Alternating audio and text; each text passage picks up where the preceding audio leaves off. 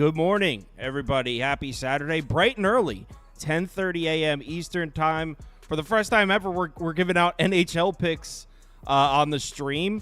The good news is I'm not going to be the one giving them because I don't know what I'm doing. I am a fan of hockey. I just wouldn't know the first way to go about trying to find value in these games. The playoffs are starting today. For those of you that don't follow hockey, just 2 games, but the playoffs officially start today. You probably know Ian from Ice. It's Ice Guys. I always say Ice Talk. It's Ice Guys, which I've gotten really good reviews on that NHL show. Make sure you check that out. And then System Plays is on my other side. If you're in the Discord, you know him. That's his Twitter. Both of their Twitters are underneath their faces there. So let's go ahead and get started with a poll on. We got Islanders plus 190. Hurricanes minus 140. Now, I would imagine this over-under is 5.5, not 9.5, right? Yep. Yeah, it's 5.5. 5.5. Yep. So ignore that that graphic. As you can see, our templates aren't really built to do hockey. So let's go ahead and switch that, actually, so it's correct. 5.5. So that's not incorrect. There we go. All right. So who would like to go first here? Yeah, as far as this series goes, good to be with you guys, by the way. Appreciate the invite. By the way, who recommended me to you? I'm just curious. Well, actually, System Plays said your show was great.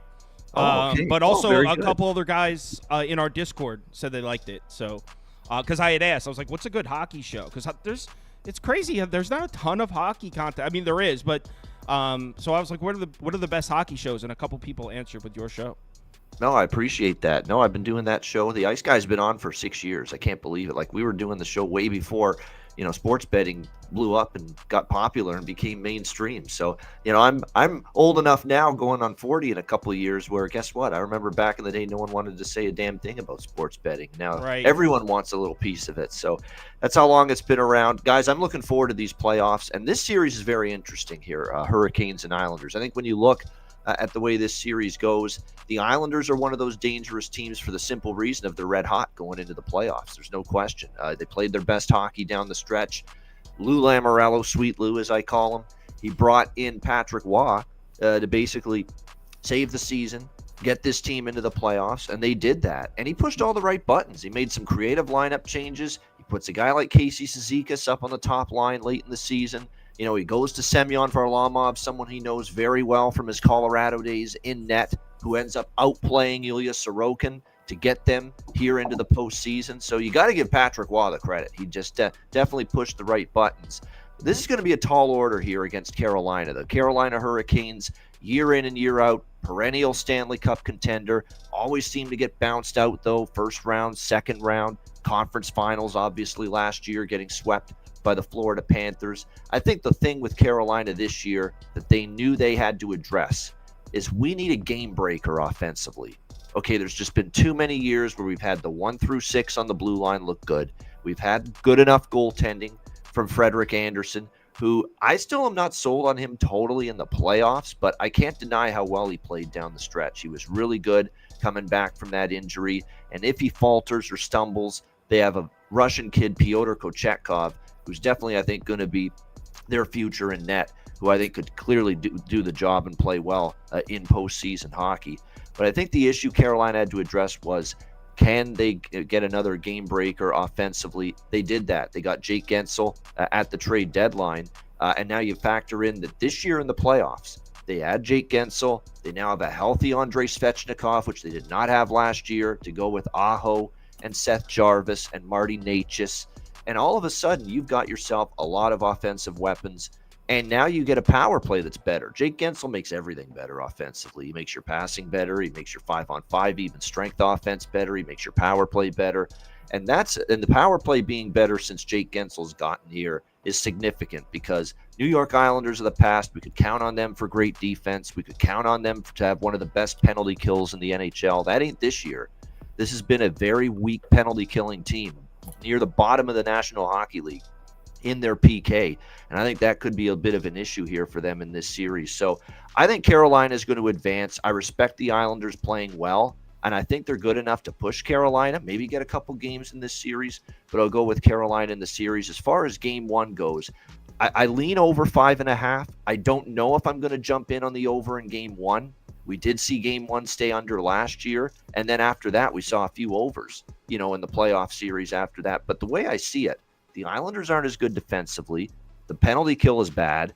Carolina's improved offensively. We know Carolina can shut you down, and that's always the fear whenever you're going to bet a Carolina game over. But their offense is better. Their power play is better. Islanders don't have a great penalty kill, and you're talking about a 5.5 at plus money.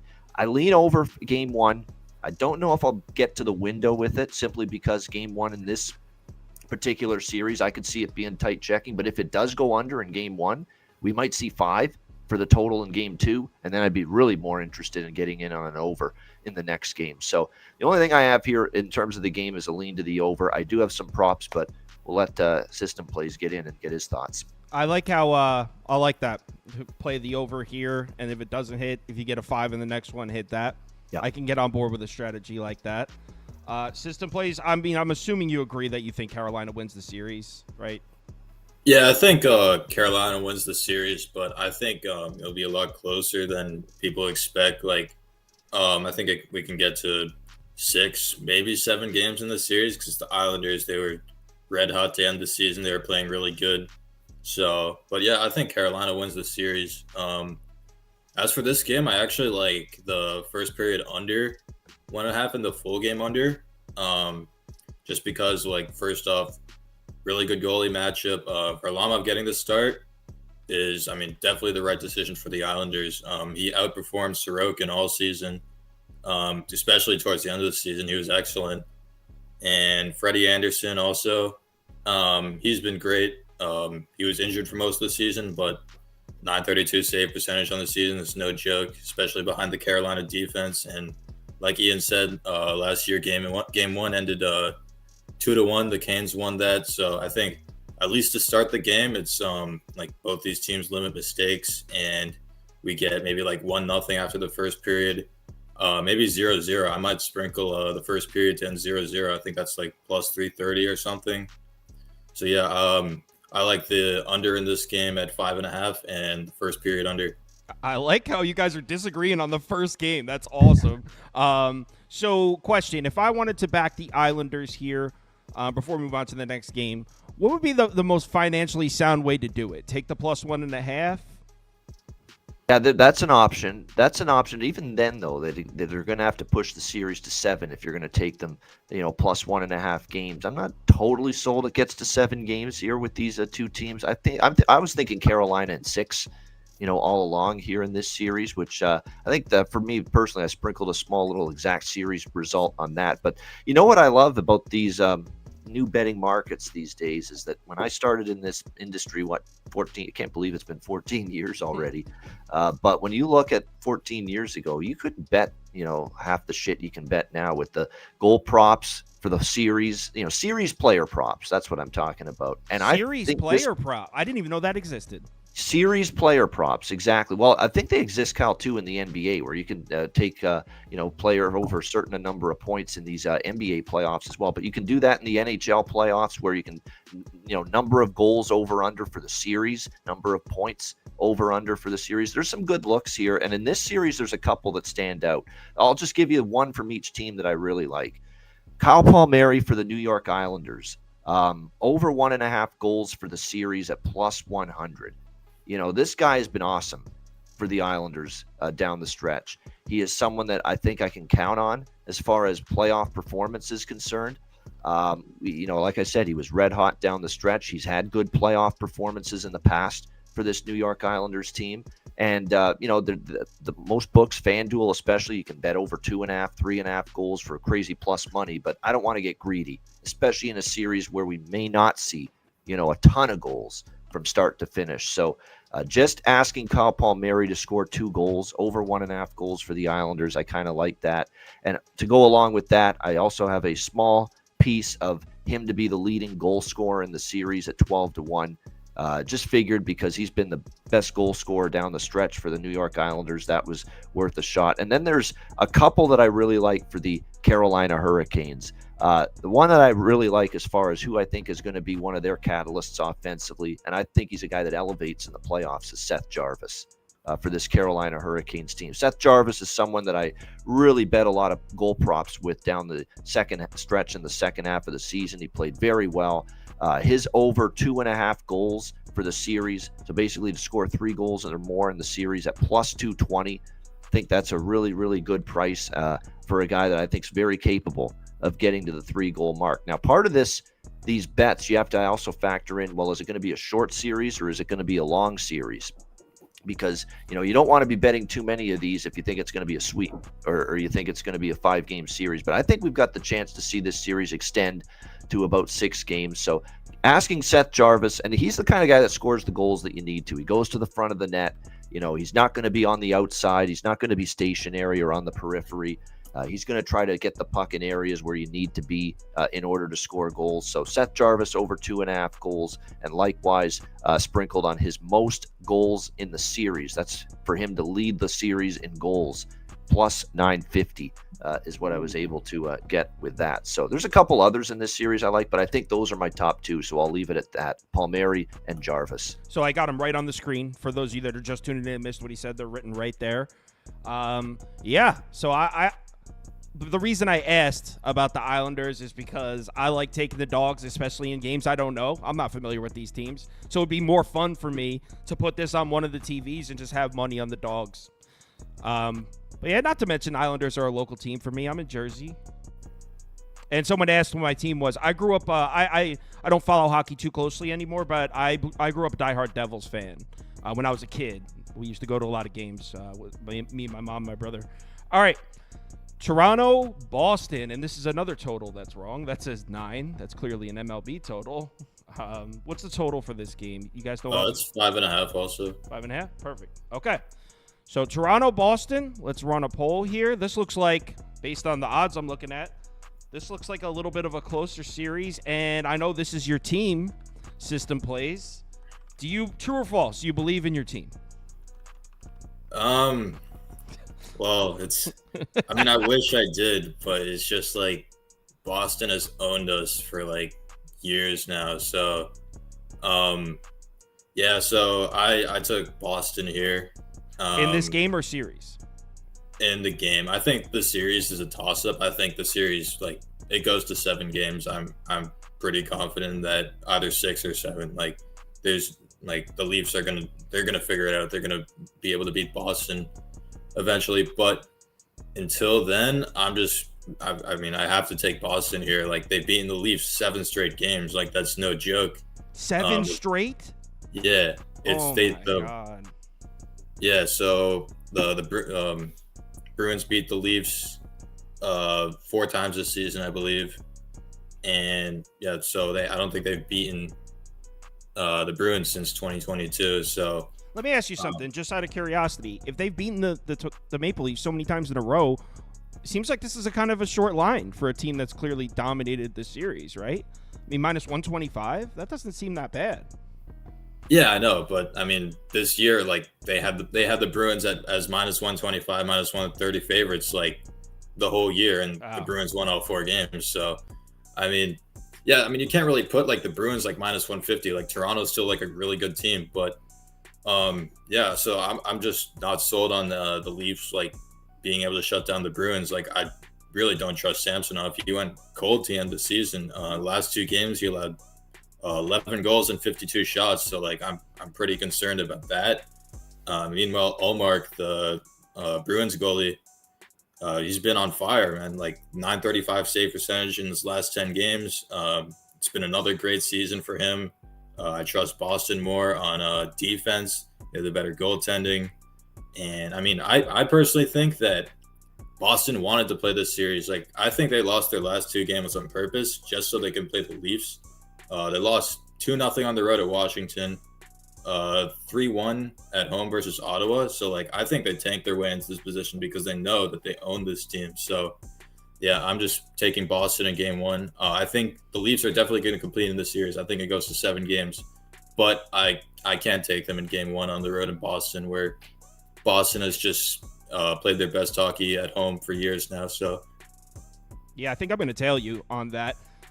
7 in a row, it's kind of tough. And then a short line. Ian, would you agree that Boston money line is worth a look here in this first game? No, I'm on the other side, and I'm going against that 7 straight wins for the Boston Bruins. I can't believe this guy has no faith in his team. I know, zero What's faith. going on here? What's going on here? it's Look, hard, man. Hey, you know that they've owned us, man. They Like, have. it's They have, but tough. I think Boston's vulnerable and ripe for the picking, quite honestly. I mean, I didn't love their finish. I think that's a bad precedent to set, that you're playing so poorly down the stretch in those last 2 games if you're Boston, just to set up a matchup with Toronto. I don't like the fact that I thought a lot of their better game breaker offensive players were quiet down the stretch. I think Zacha, we'll get to him. I think he was one of their best players late in the season, but to me, defensively, they kind of fell off a little bit. They didn't really generate. Like, if you look at expected goals down the stretch from this Bruins team, it dropped off for them. And that's concerning because, look, this is a defense and a goaltender in Ilya Samsonov you want to test. And you want to make sure you're generating high danger chances. You want to make sure you're generating a lot of quality opportunities. And I think when you look at this from a Toronto standpoint, I kind of was going to stay off game 1 and just see how it went and then bet game 2. But I think Toronto, we've seen at least at times in the past that in game 1, there's an onus, get off to a good start. And what I heard Sheldon Keefe say after the Tampa Bay game, now they didn't finish the season strong either. They lost to Florida. They had a horrible second period that night. They lost to Tampa Bay. But then I heard Sheldon Keefe after the Tampa Bay game say, this is the first time in my coaching career that in the intermissions of a game that we are playing against a particular opponent, which was that night Tampa Bay, that I'm actually looking at video for another team. He was looking at Boston Bruins game tape and video and film during the intermissions of the game against Tampa Bay the other night. So if that doesn't tell you that, and to me that doesn't excuse the way the Leafs played against the Lightning that night, but that tells me that was a complete throwaway game for the Leafs. They had zero interest in it. It was get it over with, don't get anybody hurt, and let's go to game 1 here against the Bruins. The fact that they're game planning and preparing and the coaching staff and Sheldon Keefe are studying up the Bruins in the intermissions of the Tampa Bay game the other night just tells you that I think there's a legitimate, very real, very strong focus from the Toronto Maple Leafs going into game 1 here tonight. And Max Domi's comments reiterated that. We don't care about the past. We don't care that we've lost 7 in a row to this team. It's about game 1 Saturday night in Boston. We're confident. They're a good team, but we're a good team too. All the quotes are positive, that there's positivity here, that there's not this mental block, that they can never beat the Boston Bruins. And at this price, getting a small underdog price, road teams I'm always more interested in backing in the Stanley Cup playoffs. If you go and look at the long-term numbers, road teams have been the better bet. And Really? This is the kind of series where in Boston, I'll be looking to bet Toronto. In Boston, I'll probably be looking to bet, or in Toronto, I'll be looking to bet Boston. In Boston, I'll be looking to bet Toronto. I think it's going to be a very road-heavy series. Plus, you have to remember Scotiabank Arena.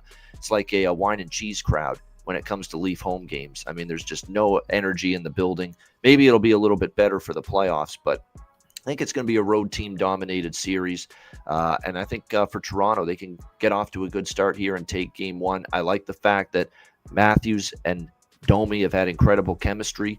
Now, Nylander, by the way, is a questionable for tonight. He all of a sudden had this mystery absence from practice yesterday, undisclosed injury. Sheldon Keefe wouldn't go into it, but he wasn't playing well down the stretch. He was really, really struggling for the Leafs. And look, they're going to need him at some point, and he's been good in the playoffs in the past, but there's a lot more depth up front. I think the thing for the Leafs, too, is there's a lot more physicality on this team to handle, a Bruins team that can throw their weight around. That's been an issue for Toronto in the past, but they've got way more physical bite, physical pushback now in this hockey team, which I think is going to help them. So this is going to be a great series, long series. So I like Toronto here in game 1. And what I like, too, and I'll throw this out there, and this is the way I bet these 2 props for the series, because if just one of them hits, it's profit. I have this series going 6 at plus 200, and this series going 7 at plus 200. You just put equal amounts on both of those props, and if one of them cashes, you make money. It's really that simple. I think this series goes 6 games minimum, so I like the idea of this series going to 6 or 7. Again, you put plus 200 for the 6-game prop, plus 200 for the 7-game prop. If one of them hits, you're in the money. All right, I like that. Series to go 6 plus 200, series to go 7 plus 200. I'm honestly disappointed in system plays. This guy, Ian, believes in Toronto, but not the guy from Toronto. For those of you who don't know, System Plays is from Toronto. It's his home city. Not a Leaf fan, though. I'm a Sabres fan, much to my are you from regret. Toronto, too, Yeah. Ian? Wait, where are you from? West of Toronto, Hamilton. Yeah. Okay, so it's actually the home team for you as well?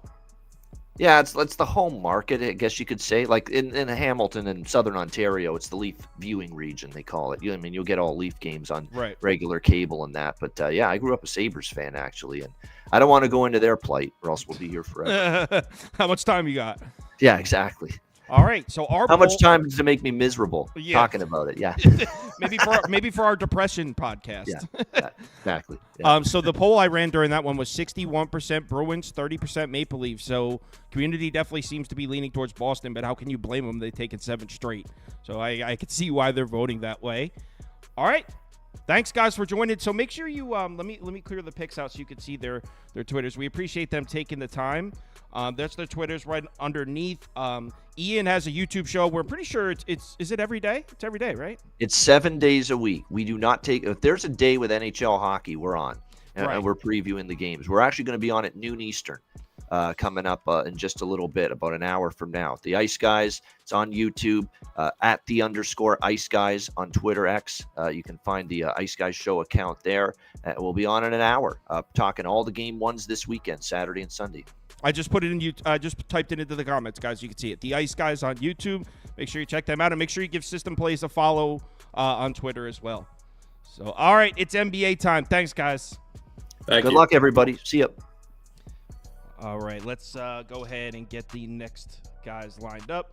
Just need I don't need an intermission. I just need about a minute to get it set up. I should have sent them. I forgot to send them the invites while we were going.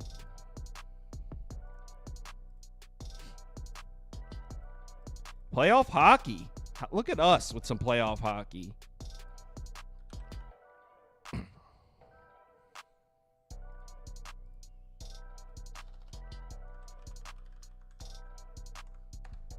There's that. And then let's find ChrisBeCappin.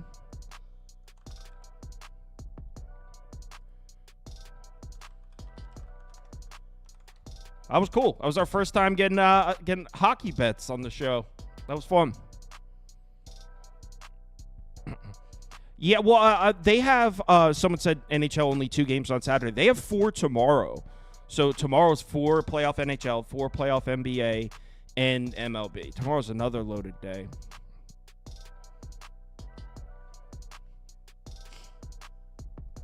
Yeah, YouCapper's off to, no, MLB's last. Someone asked if it. So YouCapper's off to a great start. I think he's 4-0 against the spread. And the last 2 I had him on, he was 4-0 against the spread.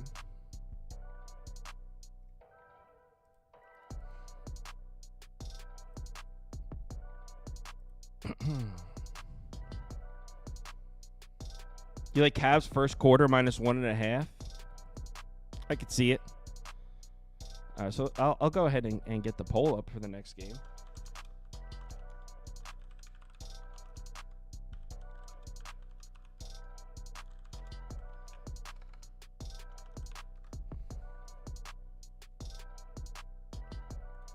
All right.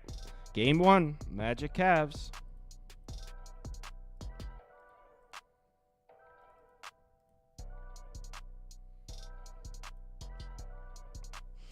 By the way, I think I told those guys for NBA 11. So we're about 6 minutes early. But they'll be joining any second.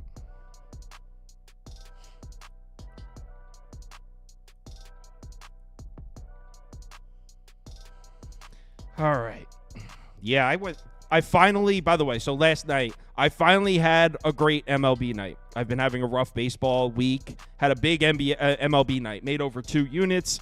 And I went 0-2 in the NBA. So I finally have an awesome MLB night. Gave it all back in basketball.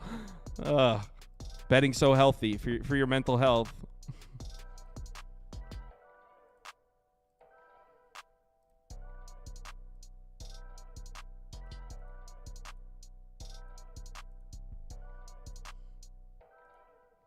Looks like we got about 2 more minutes. There we go. Here's Chris. Good morning, sir. Oh, man, I was just saying, I finally had a good MLB night because I've been having a rough week. Had a great MLB night. Went 0-2 in the NBA. Gave it all back. we were together. We were together. Shout out. We deserve some slander for trusting the Chicago Bulls on the road, I guess, in retrospect. Yeah, and that was one of those where it's not like, oh, I got a little bit unlucky there. I was blatantly on the wrong side in both of them.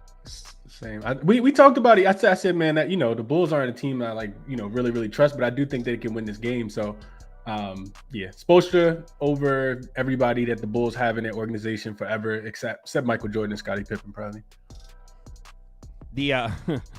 Someone said we need Hakeem Profits. I don't even ask Ski for this early. He's on the West Coast.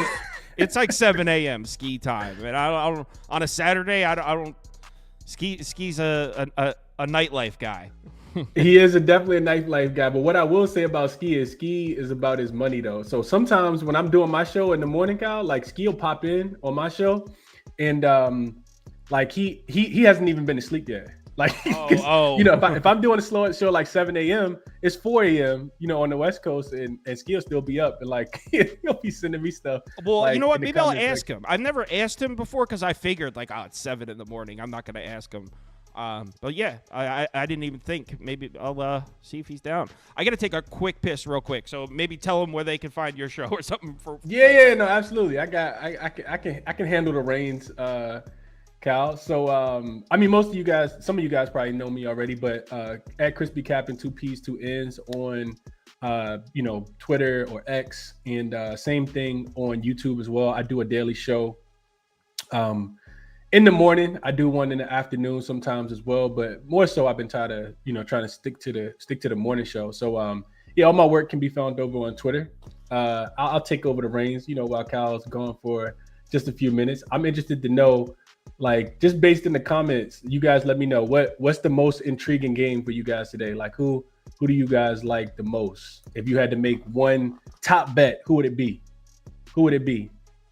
Let me know what you guys are thinking. I'm looking at the comments now. I see Anthony says, Chris, you got Pacers tomorrow. It's got to be Pacers or nothing for me. I think Cal probably going to be on the opposite side there. Mikey says, it's the ChrisBeCappin takeover. Let's see. Suns money line, Knicks, Magic plus the points.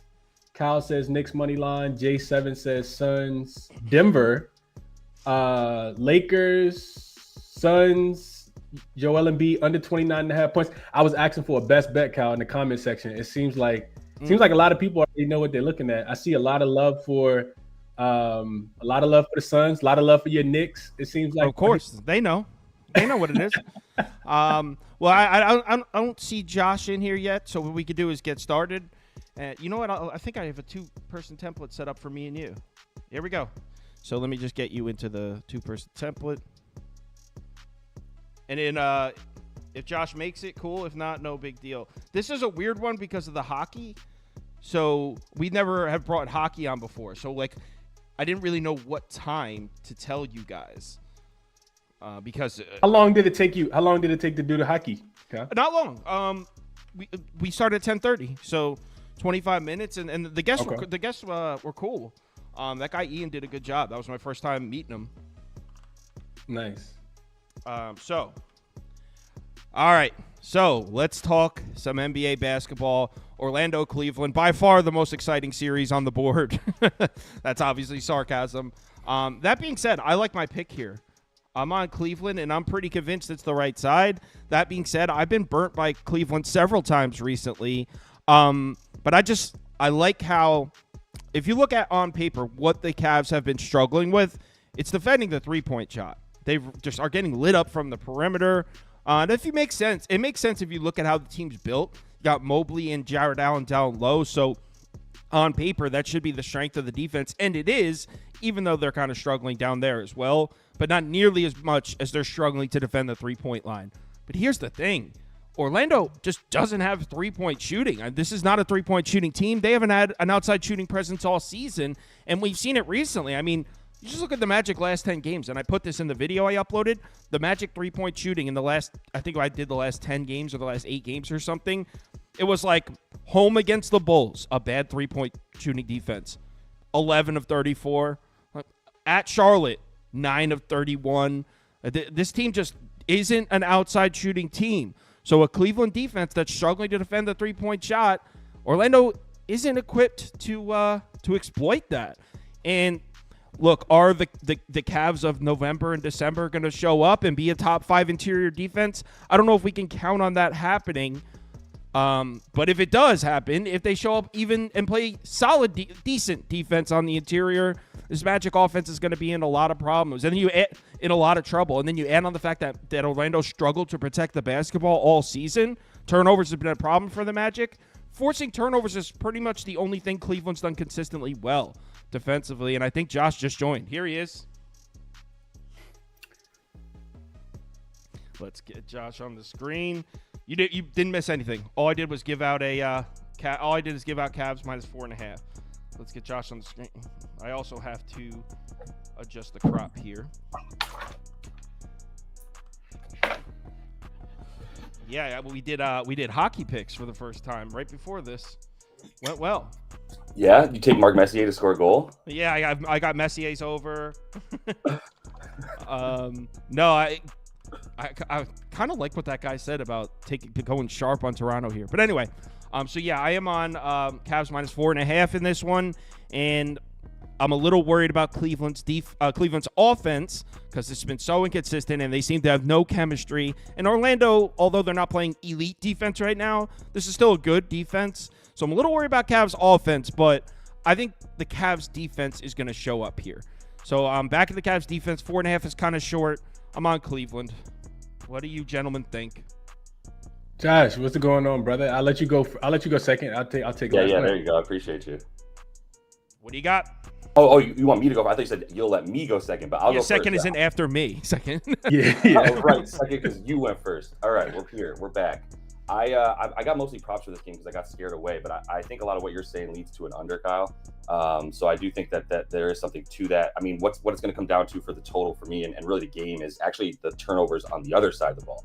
Cleveland's turning the ball over. Orlando will turn that into points, right? And we've seen that throughout the entirety of the year. They're second in terms of points off of turnover, and they're also in the top 5 in terms of forcing turnovers against the other teams. So that's going to be a huge part of it. And then the 3-point shooting for Cleveland against Orlando, that's another huge area that I'm looking at. If Cleveland needs to rely on threes as much as it has from sort of like above the break, especially for its offense to be fluid, then it's going to be in trouble.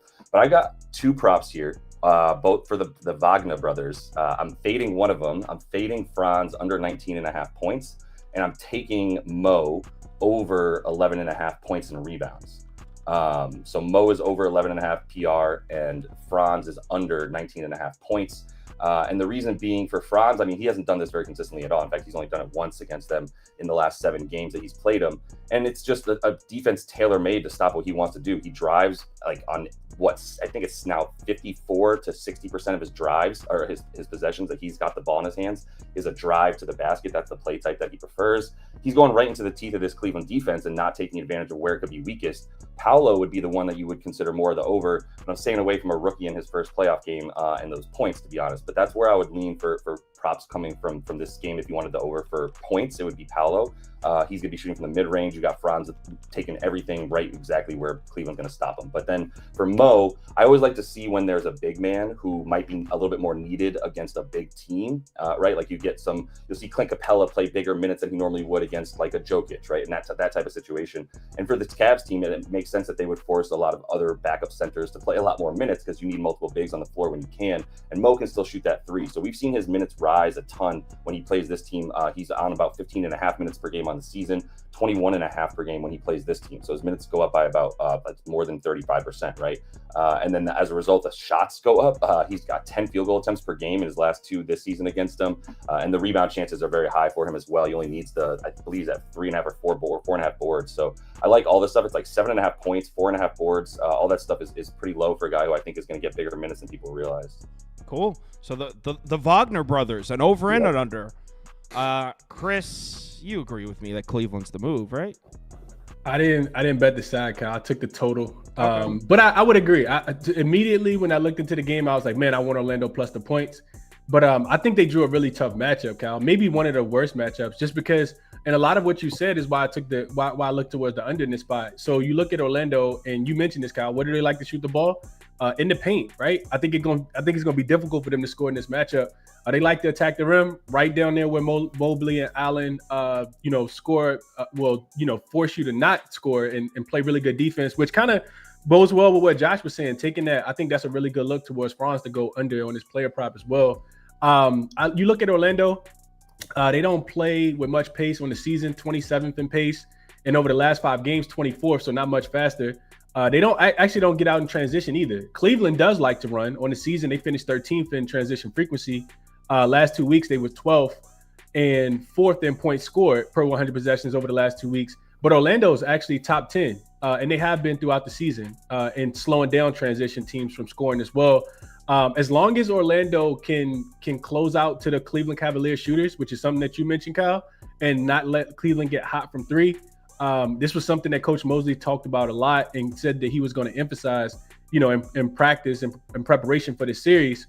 I think that this should be a game that goes under. I'm not worried about Orlando coming out here and scoring a ton of points because, like you said, Kyle, even though Cleveland's defense has struggled towards the end of the season, in the meaningful games, because I was on Indiana +3, they really showed up in that game. And it wasn't necessarily their defense that showed up, but that was a fast-paced game against an Orlando team that likes to score a lot. So you also got a Cavs team that's 7-2 to the under as home favorites with a low total this season. And I think it's going to be a defensive game. I can see Orlando really struggling. First, like playoff series, they could come out a little jittery as well. So I took the under 207.5 here. Well, actually, I was leaning on the total the other way towards an over because both these teams have been trending towards the over. I think both defenses might be slightly overvalued. So I was leaning towards an over. But here's the good news.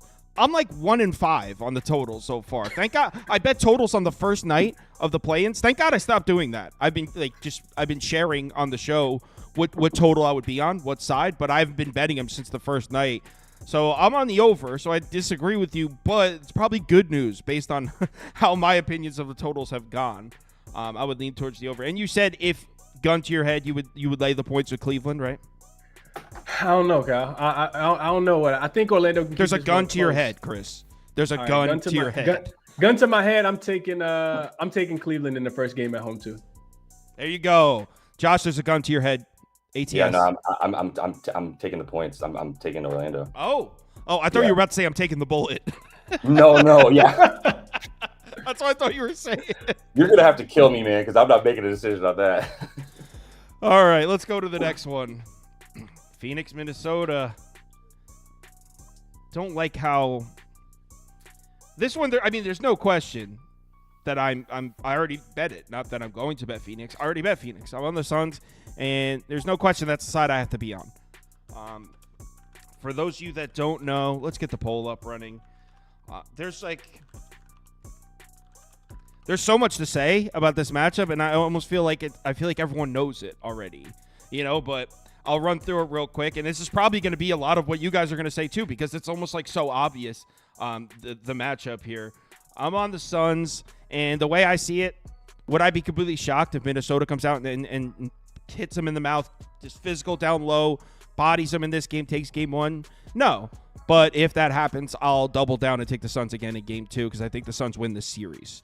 So that's how I feel about this. I'm taking the Suns here. For those of you that don't know, Phoenix owns this team 13-2 straight up and against the spread in their last 15 meetings against Minnesota. The Suns absolutely own this team.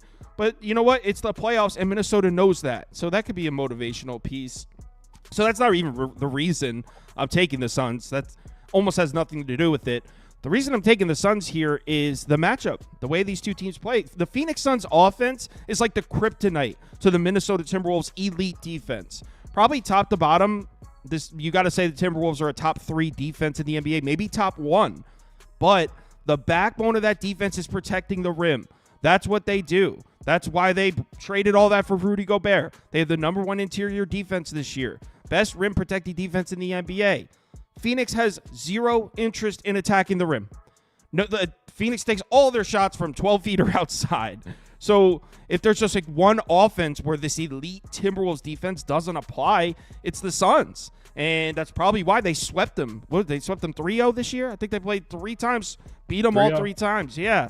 So this Phoenix Suns offense is I'll say the same thing. It's the kryptonite to Minnesota's defense, because what the Minnesota Timberwolves do, and a lot of defenses do that. The Knicks do a little bit of this too. They put a ton of pressure on the perimeter, take away the three-point shot, force you inside to take contested layups on Gobert and Towns. That's the whole strategy of the defense. Well, the Suns have Booker, Durant, Beal. Guys are like, okay, you're going to come all the way out on me. I'll beat you off the dribble. But instead of going and taking a layup on Gobert, I'm going to pull up from 16 feet because that's a shot I'm super comfortable taking. In fact, that's the shot I'm looking for. So not all teams have a guy like that, and Phoenix has 3 of them. It's just Phoenix Phoenix offensively is such a terrible matchup for the Timberwolves. Now, there is something I worry about here. Now, on the other side of the court, now that Karl Anthony Towns is healthy, Phoenix might struggle to keep these guys away from the rim. This is already I'm not the hugest fan of the Timberwolves offense, but you can't argue with their ability to get to the basket and score at the basket. And now with Towns healthy, you got 5 guys that take, I think it's 29% or more of their shots at the rim. So you got 5 guys in that lineup that are threats to score at the basket. Yes, that's including Gobert. But that almost makes it worse. You got a guy in Gobert who can put back second chance points, and then you have 4 guys that can take you off the dribble and get to the rim. So not that the Suns' interior defense has been awful. It's actually been pretty solid. Let's give them a little credit, but Minnesota getting to the basket is going to be a problem. And if you look at the Suns' recent schedule, they're hot as hell. But their 2 losses recently, if you just look at like the last month, the 2 big losses they had were, who was it? For the Suns? Yeah, who are the 2? I know they lost to the Spurs, right? Yeah, but I wasn't talking about that game. I was talking about the other 2 because the Spurs was just clearly like a flat spot. Yeah. Here it is. New Orleans, Zion had 29 points in that game. Another guy that could get to the rim. And they lost to the Clippers on a back-to-back or whatever. But and Oklahoma City. So teams that can get to the rim and give you problems. So I'm worried about that. And if you're betting the Timberwolves, you're expecting Minnesota to just bully them. So I'm worried about that. But I'm on the Suns in game 1, and if it loses, I'm going back to the Suns are my pick to win the championship. So Suns up. What? Go ahead, Josh. Follow that one up. I got man. the Suns beating the Knicks in the finals. Okay, all right. At least we got an all-orange finals. An all-orange final. Crazy. This man talking about the Suns. I'm not gonna poo-poo anything you just said. There's not much to add in the way of game theory. I think it's gonna be the most interesting series, though. I will say that because of the idea that if you saw the Suns go really small in that last game, you had a lot of Royce O'Neal, Josh Okogie on the floor as like your bigs, with obviously KD in there, but like there was a bit of Nurk on the bench, and there's a lot of stuff that Frank Vogel can do. I think Royce O'Neal was a huge pickup for them to be able to like make those kind of plays. They didn't even have anybody close to a power forward. So I mean, I'm with you. I'm on the Suns. My favorite pick here, because you didn't even mention anything about Grayson Allen. I think he's actually like potentially the X factor, and I'm taking him over 16.5 points and rebounds. You can get him over 2.5 threes as well, and I think that's a good play. Also, I thought this would be almost at 3.5. He's hit 4 in most of the games he's played against them, and he's been like, you talk about Karl Anthony Towns being back. This is why it's so interesting. On one side of the ball, you've got Karl Towns, who makes a really big difference in terms of being able to create mismatches on offense for this team. But it's actually 2.5, just so you know. 2.5? Okay. Yeah. But the other thing is on defense, he was guarding Grayson Allen in a couple of those games, and that's a huge problem. You see him just wide open in the corner. You also got him coming in on offensive rebounds because he's not being guarded out on the perimeter effectively enough, and so he's a little bit open to go get those offensive boards. I think that he's going to continue to do his thing because he's sort of the unsung, forgotten dude.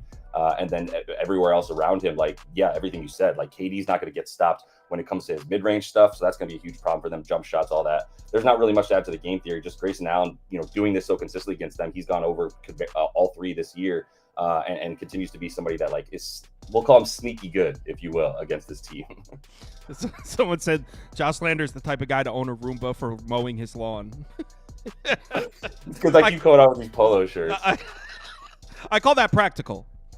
Chris. I'm creating a facade for myself as like the rich Connecticut kid. Chris, I know you're not about to come on this show and fade the Suns. I'm absolutely not, Cal. I'm on the Suns with you here. I think you mentioned a lot of it, guy. And I'm not going to regurgitate everything you said, but it is the jump shot thing for me, right? It's like the worst possible matchup for the Minnesota Timberwolves is what they got. Rudy Gobert. I also this is what I'll say, Cal, because you already gave all that out. I don't think Karl Anthony Towns coming back is actually going to help this Timberwolves team. I know that's an interesting take, but I do feel like him kind of like limping back. Like, and granted, it's been they've had 5 days off since these two teams played on Sunday, but this team is actually 0-6 in their last 6 games against the spread with Karl Anthony Towns on the floor. So I think, in Phoenix, this is the other part that you didn't mention, Cal, is that Phoenix has actually been playing defense. Yeah. Like, they're the top 3 rated defense over the last couple of weeks. And do you really trust the Minnesota Timberwolves offense? I don't think so. Like, granted, they've been a really good defense, but to me, I think that the fate of Karl Anthony Towns coming back into the rotation, I think that makes the Timberwolves defense weaker. And I think that the Phoenix Suns defense being a lot better recently is something that you got to take into play in this consideration. So yeah, it's Phoenix. I also think you could take a look at their team total, guys. 106.5. We're talking about Grayson Allen, Devin Booker, Kevin Durant, Bradley Beal. Like 106.5. Just, I know the Timberwolves have been elite defensively, but I think a look at their team total to go over in this spot is also in play. So Phoenix team total over.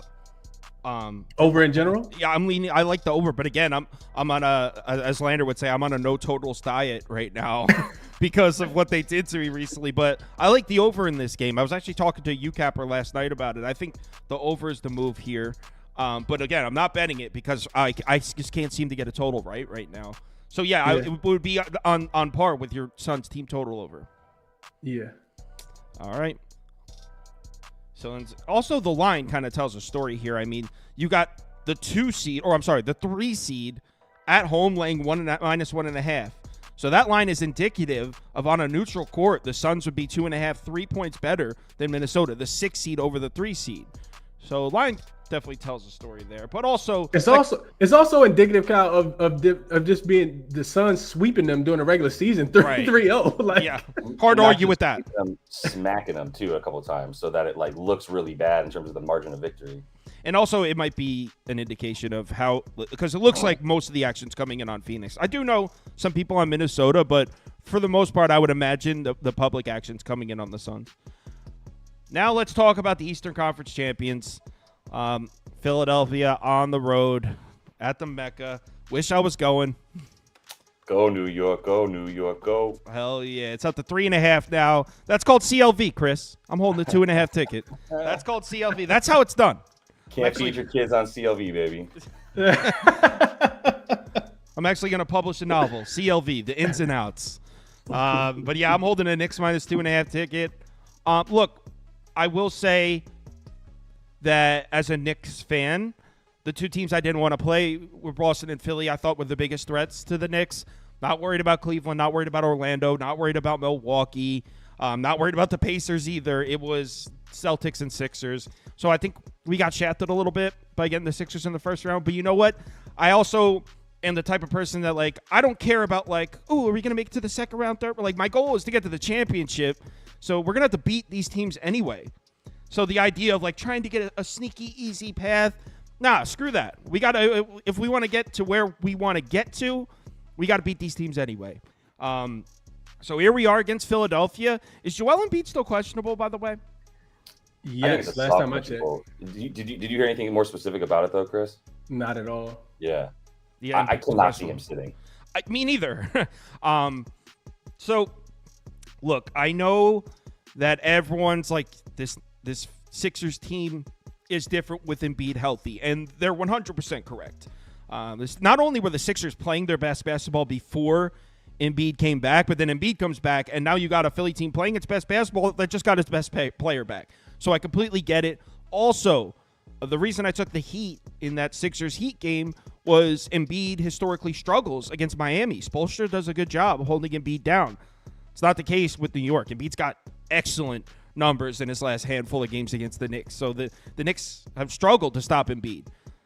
But this Knicks team, it's still getting undervalued. Do you know that the New York Knicks with OG Anunoby this year are 20-3? 20-3 with OG Anunoby. Like, okay, the Sixers got Embiid back, and that's all well and good. But since the trade deadline when the Knicks made their move, When they're healthy, they're the best team in basketball, 20-3. Yes, there was a stretch in there when they won 13 in a row where they played like a cake of a schedule. Yes. Of those 13 wins in a row, like 7 of them were against non-playoff teams or something. It was an easy schedule, but still 20-3 with OG Anunoby. That starting lineup has elite defenders in it on the wing. Not to mention, I like how Mitchell Robinson's healthy and they can rotate Hartenstein and Robinson in and out on Embiid. It's nice to have fresh legs when you're dealing with a guy like that, a guy that's not even 100% himself. Is there a potential for Tyrese Maxey to go off? Yeah, but you know what the Heat did? They were able to take the fast break away from Philadelphia. And you know who's playing even better defense against the fast break than Miami? The Knicks. The Knicks have a top 3 fast break defense since March 1st. The only thing that I think could kill us here is if Embiid goes nuts, which is always a possibility. But A, he's questionable. B, if he plays, is he 100%? So I got the Knicks at 2.5. Let's do it, Knicks. Time is now. Even our window's next year. So if you're a Knicks fan, 2025 is our year. But I would like to win a couple series here. So Knicks up. You go next, because otherwise we're just gonna have 2 dudes drooling all over the Knicks in a row. So I'll take a break. That was in-depth analysis. That was not a drooling. That was in-depth analysis. But we're both so hyped, dude. We're both on edge. Yeah, a little bit. I'm not even on Philly in this spot. I did my show this morning and I said that it's Knicks for me as well. I think the biggest thing for me was I don't think Embiid is going to be healthy, because we talked about this the other day, Kyle, when we did our brackets, and I said that Philly was going to upset you guys in the first. I don't even know if I call it much of an upset, but I guess if it's 7-2, it is an upset. But I didn't think Embiid was going to lip into this. Like, I think that knee is really, really bothering him, which is why he's probably going to be listed as questionable the whole entire series. But I think without a healthy Embiid, like, I think he could hinder the team more than he actually helps them here.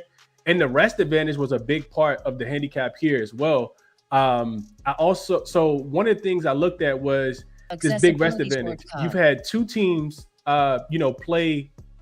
Well, one team has a whole lot more rest than the other team. So that was the big advantage here that I found for the Knicks specifically. So this was what I looked at.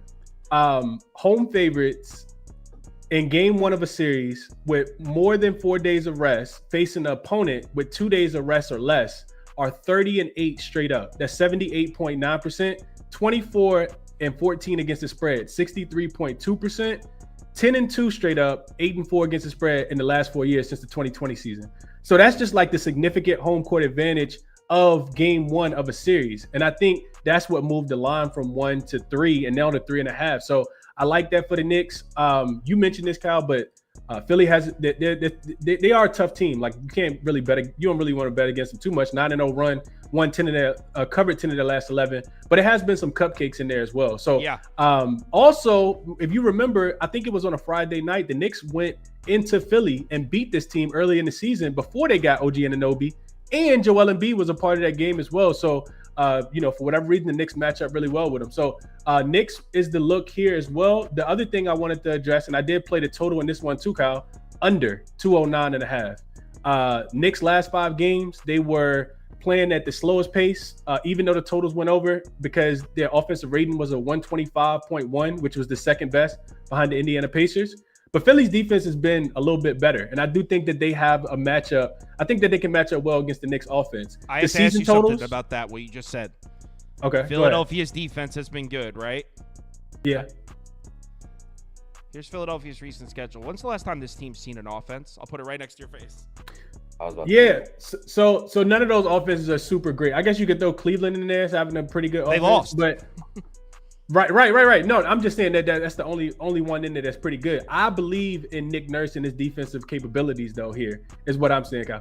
And I think the way the game matches up, right? Both these teams have played 4 times this season. All 4 games have gone under the total by at least 13.5 points. The Knicks, they finished 8-4 to the under in home games versus opponents that had a 55% win percentage or better.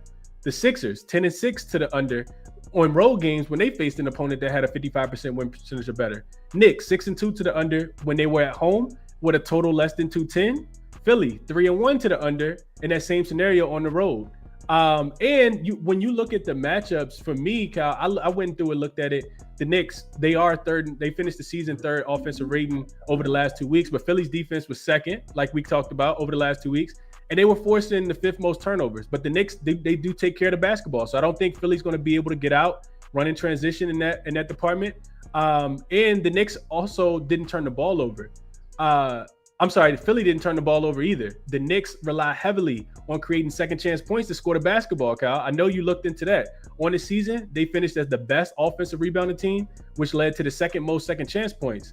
Philly, since they got an Embiid back last 2 weeks, they're allowing the 9th fewest offensive rebounds to opponents. So I do think that the Knicks will have trouble scoring the ball as well. Everything that we kind of like, both teams' path to be able to score, I think will be a little bit difficult. And I like that you got Nick Nurse on one side and you got Thibodeau on the other side, 2 defensive-minded type coaches. So under 2, what is it? 20, it was at 209. I think it's back down to 208.5.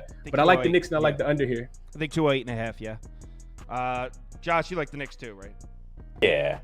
Yeah, I do. I was kind of leaning over, and I didn't bet it because I couldn't get far enough to be honest. But I think the main reason I ended up staying away from the over 2 is like I just Embiid doesn't look healthy. I think the way he looked against Miami is a huge reason for why that spread also kept kind of going up. To be honest with you, and Knicks fans are psycho, so maybe we were just betting the crap out of it. But like the since you guys kind of touched on everything, I think you guys kind of nailed it. I do think the offense might be a little bit easier if the Knicks get out into transition. They might be all right. If Philly gets a lot of steals, then I think that the total is a little bit more to the over. But I'll focus on the player prop I have real quick, which is Josh Hart to get over 10.5 boards in this one. This is exactly how you play Philly, and this is why I do think New York is so tailor-made to beat Philly as well. Is why I also like Josh Hart to get his boards because, and I got that at plus 110. I think it's down to about minus 102 now. What's the number of boards? How many? 10.5 for Hart. And it's the type of dude that you need to rebound really well against Philly, which is offensive rebounding, athletic dude who kind of gets forgotten about in the corner or on the wing, and then just is all of a sudden running in while 2 dudes are trying to box out Joel, right? Because that's the biggest thing for the bigs opposing Joel is you got to get those. You've got to really focus on boxing him out before you even care about getting the rebound. You're just clearing out a lane so other dudes can get a rebound. To be honest, as centers obviously don't get that many rebounds against Joel, even on the defensive side of the ball. But he's got 23 rebound chances per game. That is insane. That is Domas Sabonis level rebound chances. Like, there's no reason a 6'4" dude should have that many rebound chances, but it's exactly what the game plan and the strategy is for rebounding against this Philly team, which is the smaller dude comes in after the other dudes are boxing out. He doesn't have very many contested rebounds either, because he's coming in and pulling down those things, right? That like I said, like Hartenstein and Mitch Robert doing their job to box out Joel, and then there's nobody else. Like Tobias is their next best rebounder, and like you might take his boards as well, because I think he's gonna be in a similar situation. But yeah, I think Josh Hart coming in and getting those offensive boards is another reason. Like, second chance points usually tend to lean towards an over as well. To be honest, you get those second chance points, you got a shorter shot clock at that point, and create more possession. So I lean over, but correlated to that, I love Josh Hart and the Knicks here. Yeah, I didn't stay away. I couldn't get there on the total because I think the Sixers defense is overvalued and the Knicks could score, but these two teams, the last couple times they played, it was like 73-79, 106-78. Like, so there's no way I could touch it over. It'd be under. I'd be leaning towards more with Chris on that one on the under. 51% of our community chose correctly. 51% on the Knicks, 33% on the Sixers. Let's do it, New York. I'll be at my brother's house for that one. It's gonna be a good day. Nothing's bringing me down today. Lakers Nuggets in Denver. Let me teach you guys another lesson on CLV. I'm holding Lakers at 7.5. Listen, guys, it's a gift. It's a gift. So yeah, I took the Lakers here. I did not take the money line. I took the points. This is probably a stupid reason to place this bet, but there was other reasons. So it's not the only reason, but Western Conference Finals last year, games 1 and 2, I took Lakers plus 6.5, then Lakers plus 5.5 in games 1 and 2 of the Western Conference Finals. They lost by 6, then they lost by 5. So I started off the Western Conference Finals 2-0 against the spread by 2 hooks with the Lakers. And we're looking at a similar situation. Lakers on the road in Denver catching a big number. I'm catching 7.5. I expect the Lakers to put up a fight here. This does fall under the category that Chris was just describing, though, where home home teams that are rested, higher seeds laying points against teams that went through the play-in tournament or teams that are unrested tend to win and cover at a very high rate. So what Chris was describing before would point towards a Nuggets bet. I'm on the Lake Show.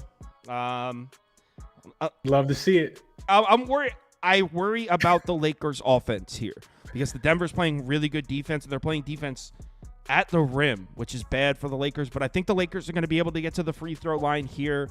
And I also think Anthony Davis is going to have a huge game. And if Anthony Davis can make the battle between him and Jokic close, then all of a sudden the playing ground between these two teams is even. If you look at, I wonder if I can get that graphic up. I probably can't. It would take me. No, go take your time, find it, Kyle, because I love all this talk. We don't get to hear this much. Awesome. Cool. I need about 40 seconds. So basically, what I did in my video, here it is, Lakers Nuggets. So right now only you guys can see this though. So I got to get it on the screen. So this right here, I think. Yes. So I'm gonna screen share this. So I think the biggest difference in this in the matchup between these two, and these are the last 7 games between these two teams. So this is the 4 playoff games last year and the 3 games this year.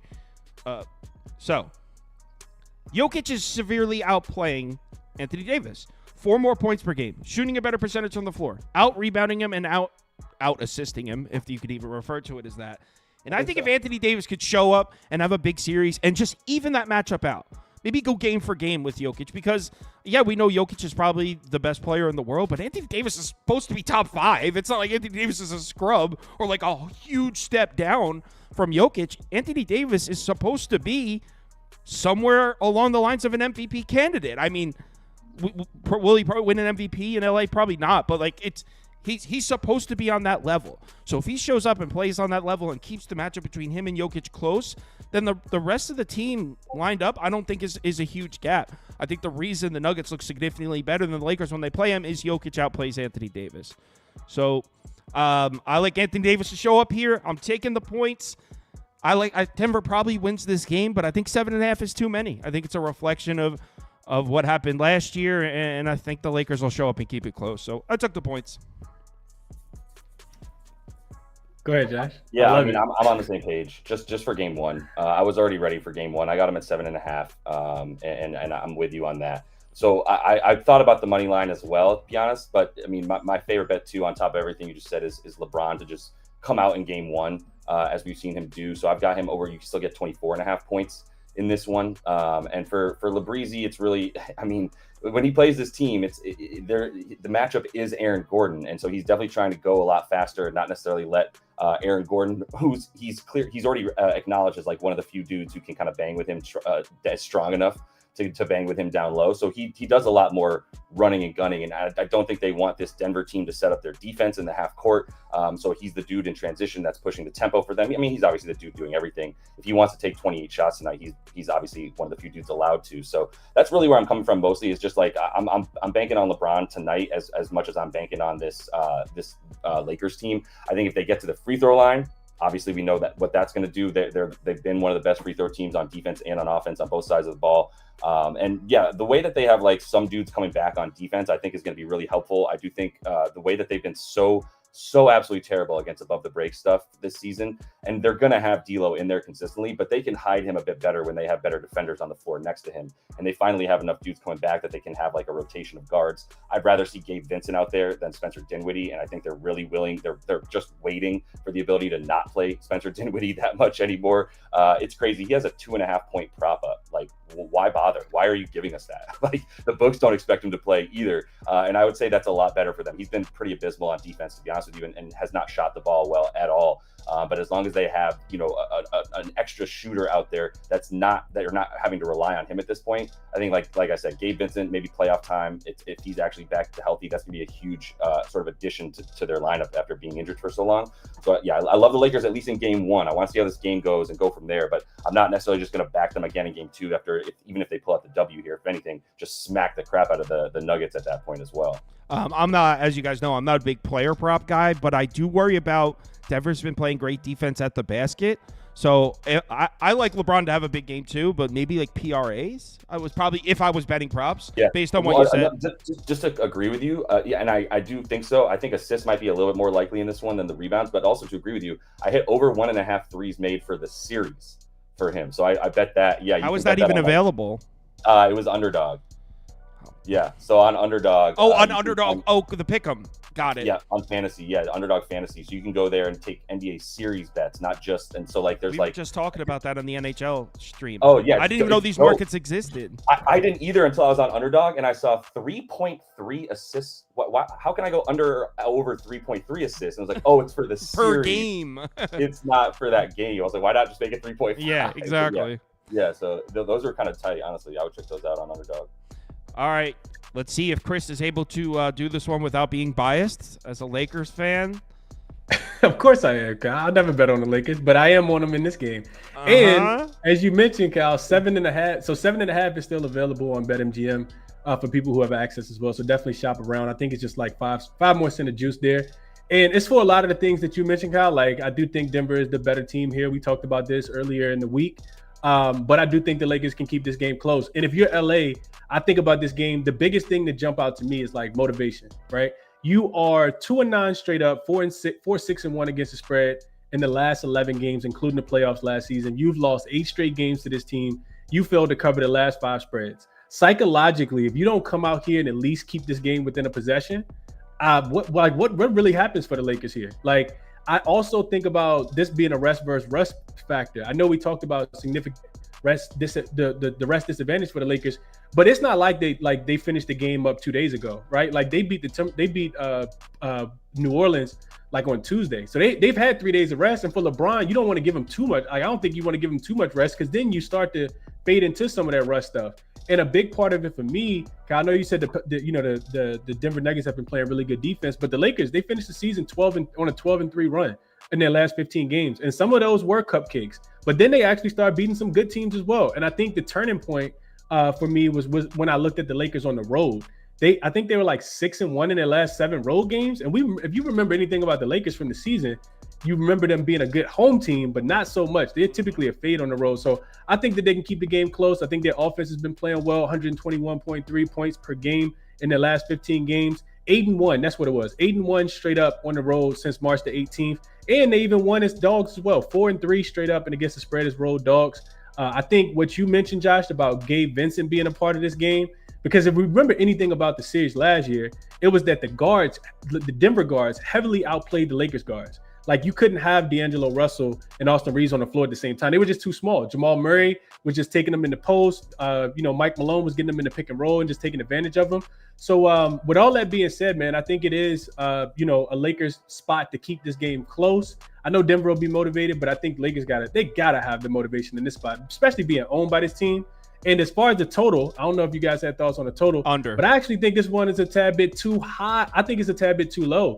I would be looking towards the over. I look at the offenses, and I think Lakers should be able to put a little bit of pressure on the rim. I know Denver's been a pretty good team at limiting teams from getting there, but they're allowing teams to score when they do get down there, and that's where the Lakers been their bread and butter. It's like the start of how they typically play basketball. So last 2 weeks, 4th offensive rated team. Denver has been the 2nd offensive rated team. Lakers continue to play with a bunch of pace. Denver continues to be one of the most efficient teams in the NBA. I think the rest for Jamal Murray, it comes into play here, and you probably get him. And the Lakers struggle. Rub the break 3. Josh, you mentioned it. That's KCP. That's Michael Porter Jr. That's Christian Braun. Like, I think Jamal Murray. Like, I think both teams will be able to score. So I'll be looking a little bit more towards the over at 223.5 here. So we're on opposite sides of the total again, which is probably a good sign for you because I can't pick a total to save my life so far in this postseason. But I will not be betting the total. I'm sticking with my Lakers plus 7.5. I didn't bet the total either. I didn't bet the total, just the Lakers. I did have to lay. I think I got the 7.5 at -115 though, so I think I did have to. And that's what's still available too, just so you guys know. Oh, you can still get 7.5 at -115. 7.5. So the line hasn't even moved. So my whole speech about CLV, just disregard it. Line's still in the exact same spot. All right, time for some MLB, and I have Prop Beaver. And so, real quick before you guys bounce, make sure their Twitter names are right underneath their faces here. ChrisBeCappin, 2 P's and 2 N's, JL Boogie. They both have their own YouTube channels where they put out a lot of really good content. Make sure to give them a follow. We appreciate them taking the time to join. So thanks, guys, for joining. Yes, sir. Let's go, Knicks. Go Knicks, baby. Yep. Yeah, let's do it. Let's go Lakers. Catch you guys I'm later, with man. you. Knicks and Lakers. All right, have a good day, guys. All right, y'all. All right, brother. All right. Moving right along.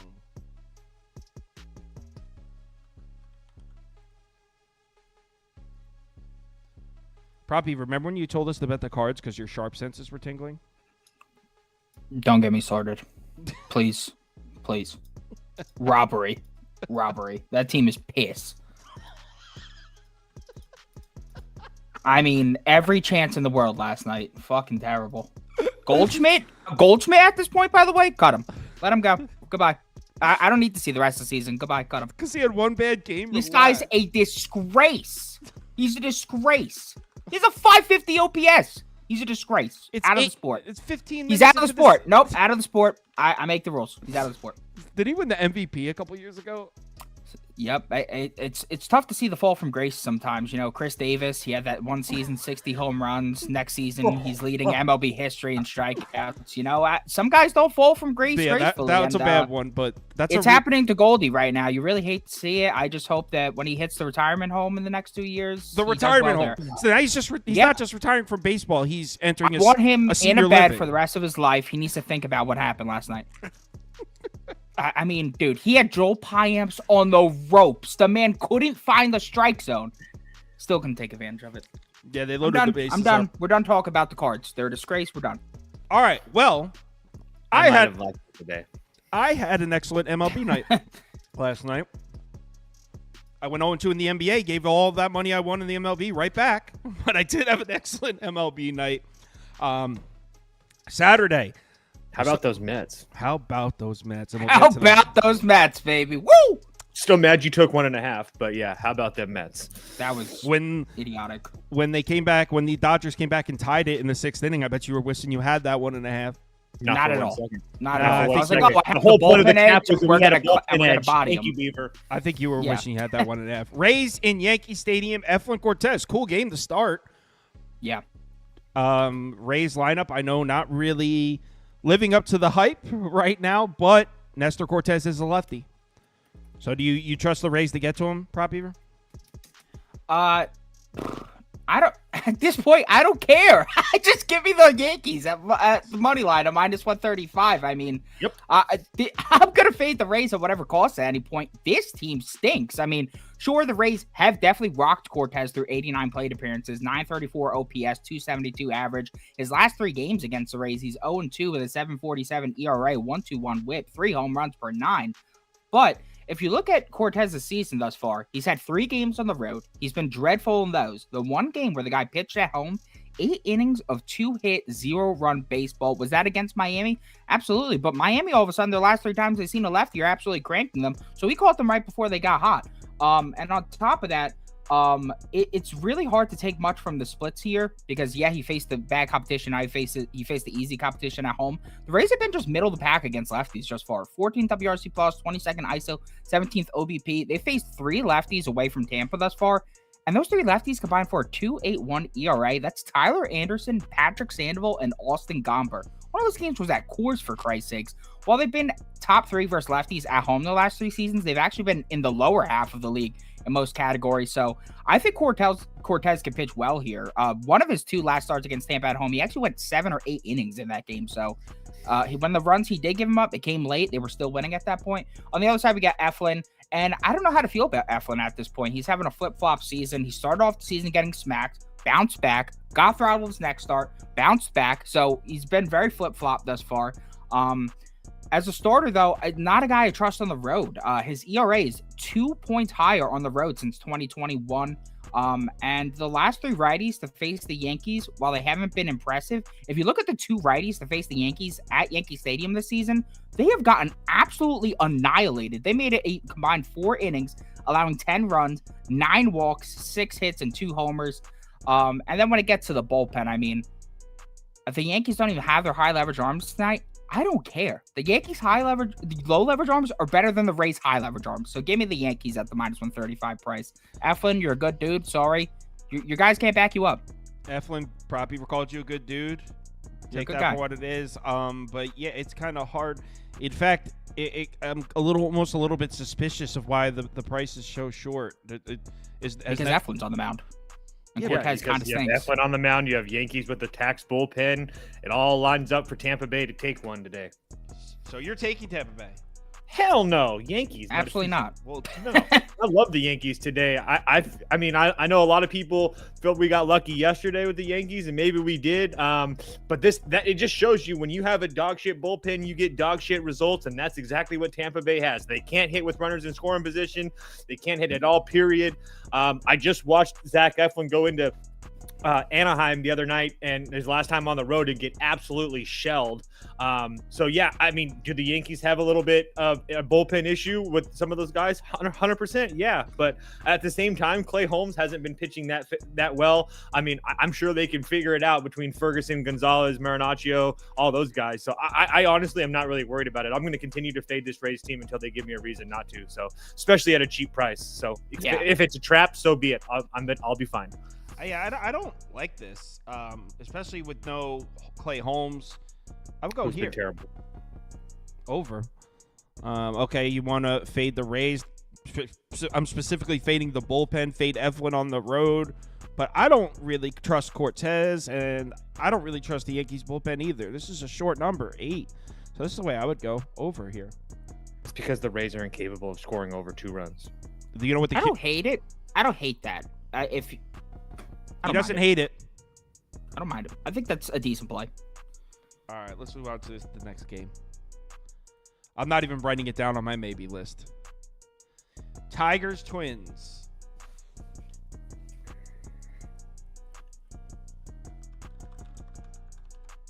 Twins choked that game away last night. They came back, took the lead. No, you know what? I think they came back and tied it, actually. I don't think they actually ever took the lead. I mean, Joe Ryan was pitiful yesterday, so there was that. Yo, the Tigers own Joe Ryan.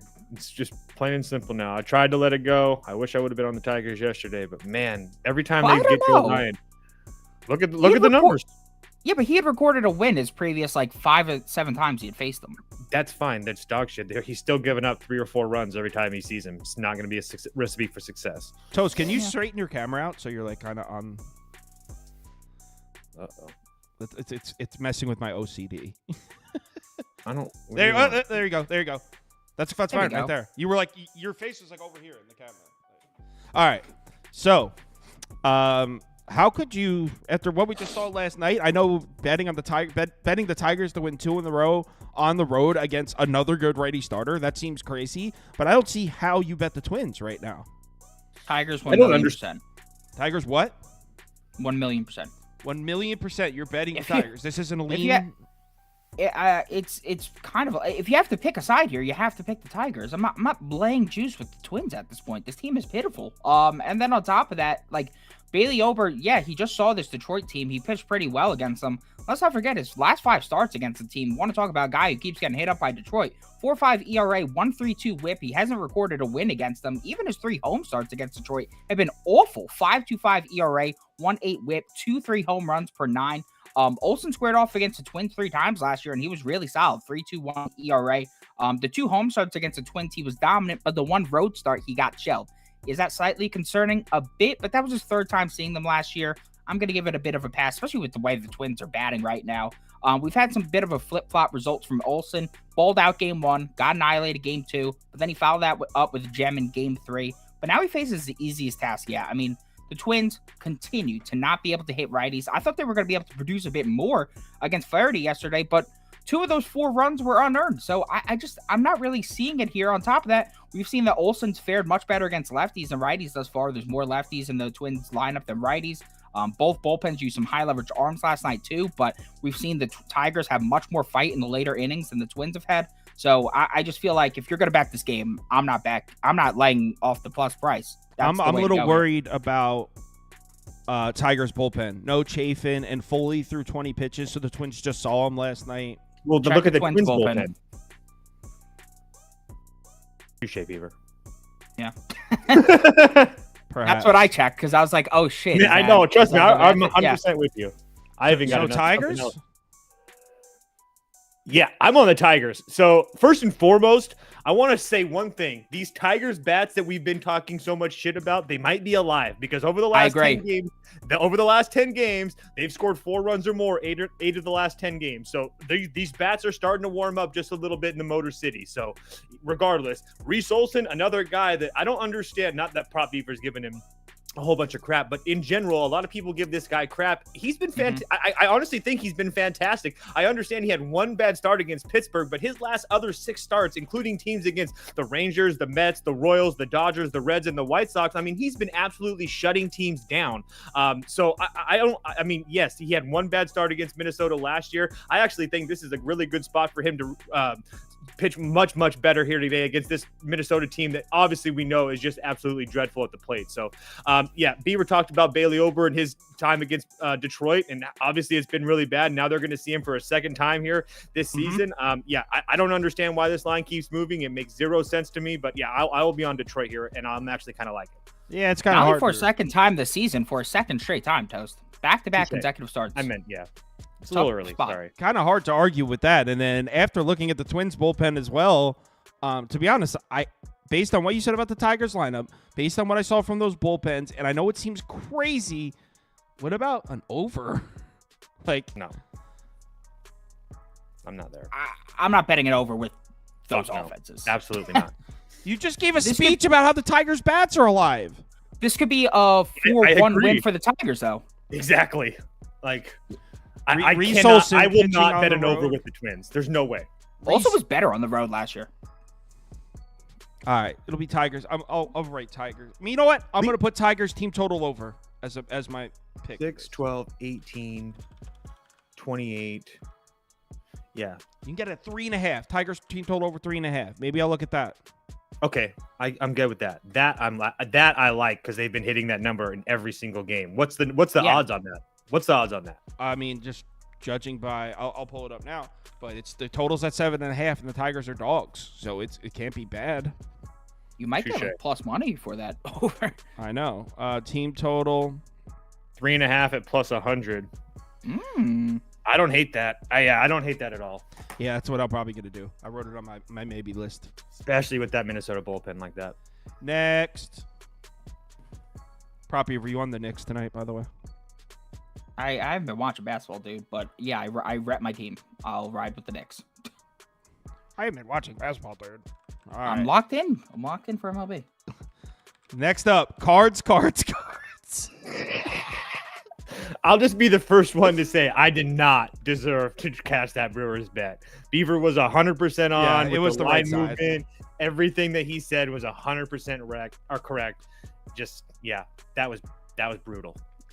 Absolutely. To get that gem from that pitching staff and for that to be the results from the bats with Jordan Walker's grandmother in the crowd, for Christ's sakes. It was Jordan Walker bobblehead night. The guy's grandmother was in the crowd, for Christ's sakes. Couldn't even put up 2 runs.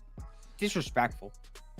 So what do you guys think of Goldschmidt over 2.5 HRR here? I think Goldschmidt under 5.5 games of good quality at bats is I'll take the under there. Minus 110. Are you going back to your cards here? Pass. Toast Brew Crew, right? No, I'll be on the Cardinals today. For me, Cardinals money line for me. First and foremost, I think that we might have hit a little wall with this Brewers team. Obviously, we won yesterday. At least I won with them yesterday. But they scored 2 runs. That's 3 runs their last 2 games. That's 6 runs their last 3. I mean, this team really isn't scoring runs going back to the Padres series. First and foremost. Second of all, I don't really know if I'm there with DL Hall. I know that he's made a couple decent starts, but he's not going particularly deep into ball games. And if that's the case, then we talk about a Brewers bullpen that Piamps has went 3 of the last last 4 days. McGill went 30 yesterday. They saw a couple other guys yesterday, so I don't really like that as far as the Brewers side.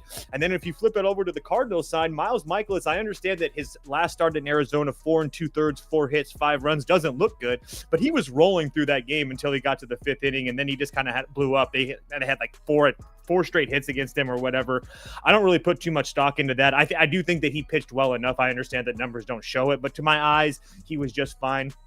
And his history against this Milwaukee team, though, it is a little bit scarce as far as when he has pitched good and when he hasn't. But when he has pitched good, excluding last year, the last time he saw them, he went 7 innings, gave up 5 hits and only 1 run. I mean, he's faced them 4 times since 2022. He's had pretty much 4 decent starts, 1 bad one. So I trust Michaelis. I understand that the Cardinals bats are absolutely terrible, but I do think they're in a little bit more better position being at home against this deflated Brewers pitching staff right now. So yeah, I'm going to take the Cardinals. I think that there's a reason that they're the favorites at -125. So yeah, I'm taking the Cardinals today, and I actually like it a lot. So I got the Brewers bullpen up on the screen here. Looks like definitely no Piamps.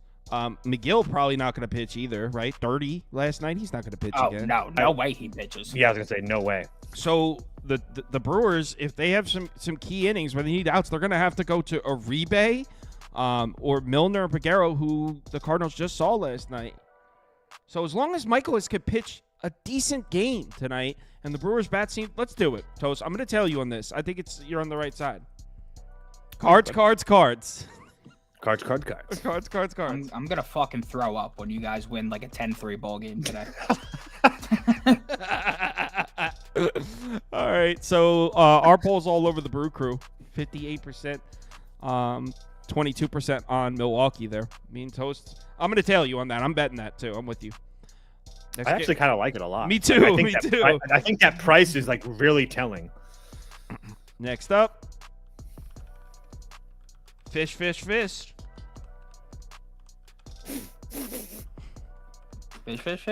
Yes. So we got Marlins are +145 dogs in Wrigley here. If you're wondering why the line's so short for a Marlins road game, it's because Luzardo's pitching. But the thing is, the Cubs, and I know they didn't really get to the last lefty they saw. I can't remember who it was. The reason I know that is because I backed them. Actually, it was somebody on the D-back. It was Tommy Henry, I believe it was. It's Kyle Harrison. What? It was Tommy Henry. Last team. I don't really know what you're talking about, so it's not trying to like the Cubs didn't get. They absolutely bodied Henry for 5 runs. They murdered Puck yesterday for 7 runs. They murdered Freeland the game before for 7 runs. So then why don't we take the Cubs here? Go ahead. I mean, the price is really expensive, and you have Assad on the mound. -165 at home against a lefty. Luzardo's owned the Cubs all throughout his career. Every time he faces some completely When's the last time he pitched against them? 2022 or 28-23 last year. And see, it's over a year ago. It's a year ago. Yeah, but the Cubs were good against lefties too. Actually, in fact, to start the year last year, they were top 5 against lefties, and he was one of the only lefties who went and faced them and absolutely dominated them. So Marlins money line for you then? No, I don't. It doesn't have to be one or the other. Dead wrong. What? By the way, sorry. What were you wrong about? The Kyle Harrison thing. I was on the wrong team. I was dead wrong. Dead wrong. But what I was wrong about was the Cubs did get to Tommy Henry. The reason I thought they did it was because I bet the Cubs and they lost the game, but they did get to Tommy Henry. Oh yeah, that was the game where they had 14 hits or 11 runs and 14 hits or whatever. So I mean, based on what you guys are saying, Marlins are getting to righty starters. The Cubs have been crushing lefties. The only thing I would say over, right? Yeah, that would make sense. Or is this weird Wrigley wind? I don't know. Let me check that actually. See, it's nothing. Doesn't look too bad. It's not too bad. It's only 10 miles an hour blowing out, and it's under 50 degrees. Let's do it. Yeah, but it's under 50 degrees. It's actually a -11 run. Yeah, I was gonna say it, but it's so those numbers are made up. Takes it away. Wind blowing out over. This is what I would say. If you believe that Luzardo is actually this bad, because my Christ, he has been truly pitiful thus far. If you believe that those struggles continue, if you believe in the Cubs bats against lefties, a system, you want to back them no matter what, well, the first 5 team total over +130 on PointsBet looks really good because Luzardo continues to go out there and get shelled. Most of those starts were at home, and he's even worse on the road. In fact, his road day starts have been awful over his last 2 years. I think he has like an ERA over like 6 or something. So if you wanted to play something there, I think that would be my move. But I can't fade Luzardo because he has to snap out of it eventually. And on top of that, he has owned this Cubs team. I was looking at the Cubs against lefties, and I was looking at the Cubs against his pitch mix, and it wasn't nearly as good, the numbers. So I'm just gonna pass here. But also that'd be 2.5 at plus 130. But yeah. Well, if I had a graphic. Well, things were a bit hectic this morning. I didn't get to send everything to Andy. By the way, speaking of Andy, his Luzardo is 0-2 with a 7.65 ERA. I don't know why he typed that. Just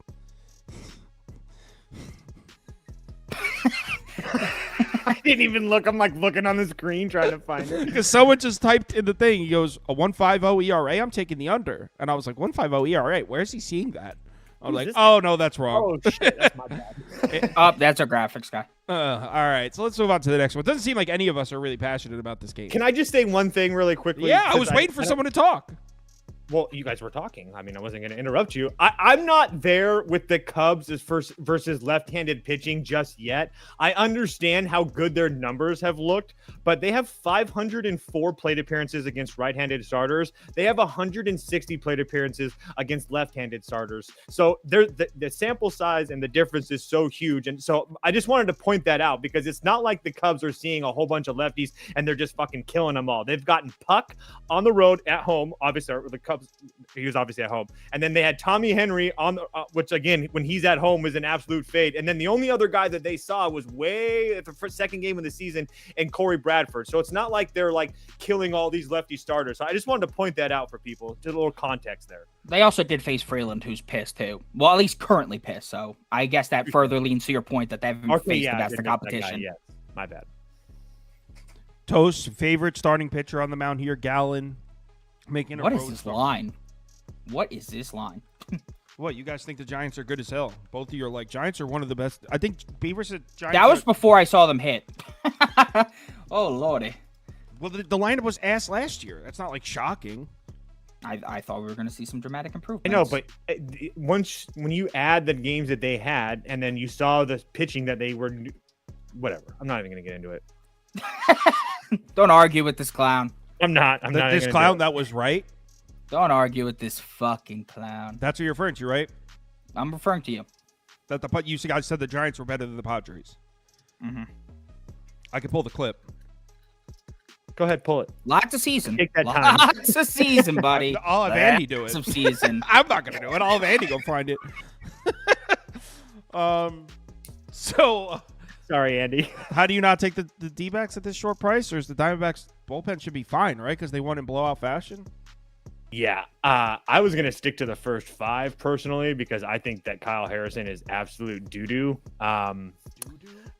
So, yeah, that's how I am. I understand that Zach Gallen doesn't have the best numbers against San Francisco, but that was last year. The year before that, he pitched just fine against them. So, I mean, I guess you could maybe get a case there, but I honestly think that Kyle Harrison is pretty damn bad. He has 2 pitches. It's just really not somebody that I'm trying to back right now. And this Giants offense is just absolutely terrible. I mean, yeah, I can't even get into it. It looks like this run line, if you're going to lay the half run in the first 5, plus 110, but you can get a plus 115 on PointsBet, plus 114 on FanDuel. So you can actually get a plus 115 to back Gallen in the first 5, which, I don't know, seems pretty good to me. Prop Beaver? Why is the reigning Cy Young being priced at minus 125 against the most? Because he's not as good on the road. With Kyle Harrison, he's still pretty damn good in day starts. This will be a day start. So Giants then? No, under 8. I think if they're going to go ahead and price this at a competitive game, then that must imply to me that Kyle Harrison actually pitches well here.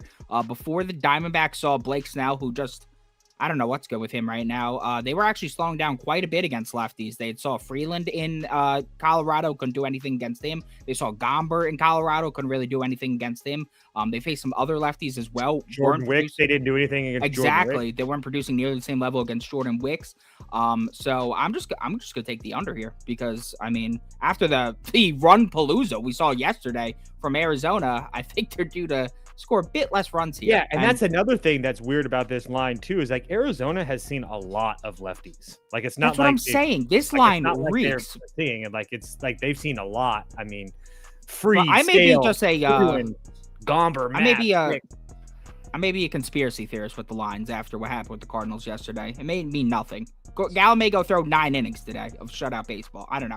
Proppy, someone's asking if you like Kyle Harrison under 17.5 outs. The fact that his outs is at 17.5 right? almost tells me that he's going to go over. So, So, yeah, I like the under here. Yeah, you know what? I'll put that up for me. I'm not betting this or anything, but I'm outs is at 17.5? I'm siding with Prop Beaver in this one. Ridiculous. For Kyle Harrison, 7. Yeah, dude, that must be their angle here, the Bucks, because 73% of our voters said Arizona. So definitely a heavy public side here with Gallen on the mound. We'll see. Yeah, I mean, everybody in San Francisco's bullpen's ready to go, too. Houston, Washington, and I tried to tell you guys that the Stros were the play. You didn't want to listen. I cashed my bet. I made money in this game. I'm good. You're talking shit to people who cash bets here. I don't know. No, but I cashed 2 bets on this game. Oh. I cashed 1 and pushed 1. I'm okay.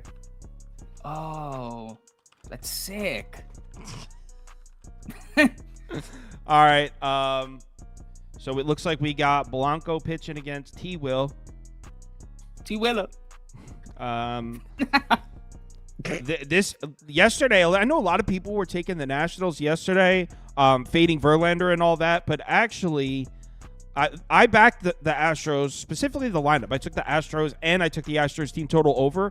I was just betting the Astros against a lefty, but now that they're seeing a righty, I could see the Astros bats being a little flat in this one. So this would be the one I'd be more inclined to back Washington, but I don't think I'd actually do it. But this would be the one I'd be more inclined to back the Nats. Blanco's due to get hit up. Astros bats we know can be a little spotty against righties.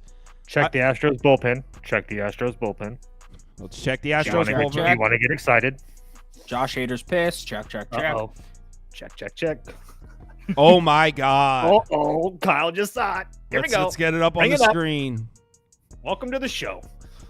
Astros bullpen. Welcome to the party. I would love like a Astros can't pitch late Astros in the game. come out, put 2 runs in the first inning on Trevor Williams, then we get the Nats live at like plus 790. Right? That's what I want. All right, but this is the Astros bullpen that Toaster's referring to, in case you're wondering. Boom. So here's the thing with this. Yes, they're used up, but I think Abreu would be available if they needed him. Yeah. Oh, yeah. But no Hader. Actually, Hader's not going to pitch, bro. He threw 30. No, not Hader. I was talking about Abreu. I think Abreu would be available, but no Hader or Presley. They're not going to throw Presley. Wednesday. I don't think he's going to go Monday, Wednesday, Friday, Saturday, dude. I really don't. That's true. So maybe you might make Presley with 27. Yeah, dude. I really think Presley, Hader, Abreu are down. I truly believe that. I could be wrong, but that's a lot. I mean, that's a lot. Toast, are we doing this? I'm on the Nationals team total over 3.5. That's the first and foremost. If you want to get to the Nationals money line, we can talk about that too. I have no problem with that. But Nationals team total over 3.5 minus 130 is definitely a play for me today. I understand that Blanco has been pretty damn good. I do think that that's going to break sooner or later. He also started to have an issue with walks. I mean, he's 3 walks, 5 strikeouts, 4 walks, 4 strikeouts his last couple games. I will give you that it was against the same Texas team, so maybe that was something. But at the same time, if you're talking about the Nats money line as well, Trevor Williams hasn't been terrible. I understand that there's this thought out there that he's probably not a good pitcher, but I mean, 5 1/3 against Oakland, 3 runs, 5 innings, 3 hits against San Francisco, 5 1/3 against Pittsburgh. I mean, you can only pitch who you play against. So I know that those aren't world beater teams, but he hasn't been getting throttled. So he's been pretty damn decent. So I do think that Washington will be should be at least in the game into the later innings. And that's when they definitely, I mean, I'm not trying to say they have an advantage with the bullpen, but their bullpen, I mean, hasn't been utterly been terrible, and they're going to have their top 3 guys when the Astros aren't going to have their top guys. This is a Washington spot for sure. It's just a matter of how you want to play it. I like the Nats prop, Beaver. I think I like I was originally on the Astros first 5 run line, but I kind of like a bit of what Toast was saying. And then he kind of reminded me that Trevor Williams, he said the name Trevor Williams, and I thought to myself, Trevor Williams only really stinks against lefties. Astros are a very righty-heavy lineup. So if there was a spot at home facing a very righty-heavy lineup, I mean, this could be one of those spots where he actually isn't awful. So I think what I would personally in the spot, because I faded Blanco 50 times already, it doesn't work for me. I'm going to take the first 5 under 5.5 at -125 on ESPN. That seems blasphemous. I know Williams is bad, but Jesus Christ, 5.5. What the hell? Yeah, that seems a little high. First 5 under 5.5. Almost too high, I must say, but whatever. To Beaver's point, Astros are going to have 7 right-handed hitters in the lineup today. The only 2 lefties are Alvarez and Tucker. I'm taking the Nats. I mean, maybe this is the game where Blanco just get absolutely killed. I have been waiting on it. I've been waiting patiently for it, but it's going to happen sooner or later. I don't think he's that good. I can see CJ Abrams just put one over the fence and here and see you later. Would love nothing more. I'm taking Nats plus 1.5 here. You can get at -110. Oh my God, dude. I hate you so much sometimes. Why? For being smart? No, for costing yourself profit. That was only on you guys have not showed me anything that proves that what you're saying is true. Don't worry, I'm keeping track of your little bets until you get to 25, and then I'm going to show you how dumb you look. Don't worry, I'm keeping track. Me too. Yeah. All right. It's not looking good so far. Well, don't do my bets. I want to see Why? total over because I'm going to bet plus 1.5 like 15 times on the year. I want to see. I know. No, you're not. You're getting there. Don't worry. You're approaching 15 times by the end of April. 25, and I'll show you how many of those times that plus 1.5 came into play. Guarantee you out of 25, it's less than 12. Kyle's afraid of the plus money because he's used to the spreads, the -110s. That's where the book set the most value, yada yada yada. But this is baseball. I need to see on a grand scale that the money line as a dog is more profitable than the plus 1.5. That's what I need to see, and no one is able to show me that. Second question: how do you not take the fucking Mets, man? Definitely have to back the Mets in some way here. But I think what I'll do here is I'll take the Mets team total over at 3.5. It's at -130 right now. You get that on bet 365. I think we're getting a bit of a discount because at first I was like, wow, this line kind of seems a little low. It's at I mean, 3.5. Yeah, it's at 3.5. We got Gavin Stone on the mound. The Mets offense has been hot lately. The graphic says glass now. Yeah. And was it supposed? Was it supposed to be glass now originally? Nope. No. Andrew. Never at any point. And then, but I think we're getting this discount because Alvarez and Beatty are probably not going to play in this game. Alvarez has been awesome this season, so that definitely is going to hurt a bit. That's why there's not going to be a 0.75 unit bet for me. It's only going to be a half unit bet for me. But I mean, even with those guys out, I can't pass this up. This is an offense that has scored 9, 9, 3, 6, 2, 7, 6, 15, 5, 8, 3, and 6 runs in their last 12 games, averaging 6.7. I mean, 4.5 at plus money. That makes some sense to me. 3.5. I mean, that's disrespectful. Gavin Stone on the mound. This is a guy through whose career as a starter, 7 career starts, has a 9.9 ERA, 4.18 WOBA, and a 2.10 WHIP. His 4.92 xFIP definitely suggests he's gotten a bit unlucky, but even through the 3 starts this year, it's the same thing. Bad luck. 6.14 ERA, 3.32 WOBA, 1.57 WHIP. The reason we were a bit afraid of Yamamoto yesterday is because he excels at limiting base runners and struggles to limit hard contact, which the Mets have been doing the complete opposite of to generate runs.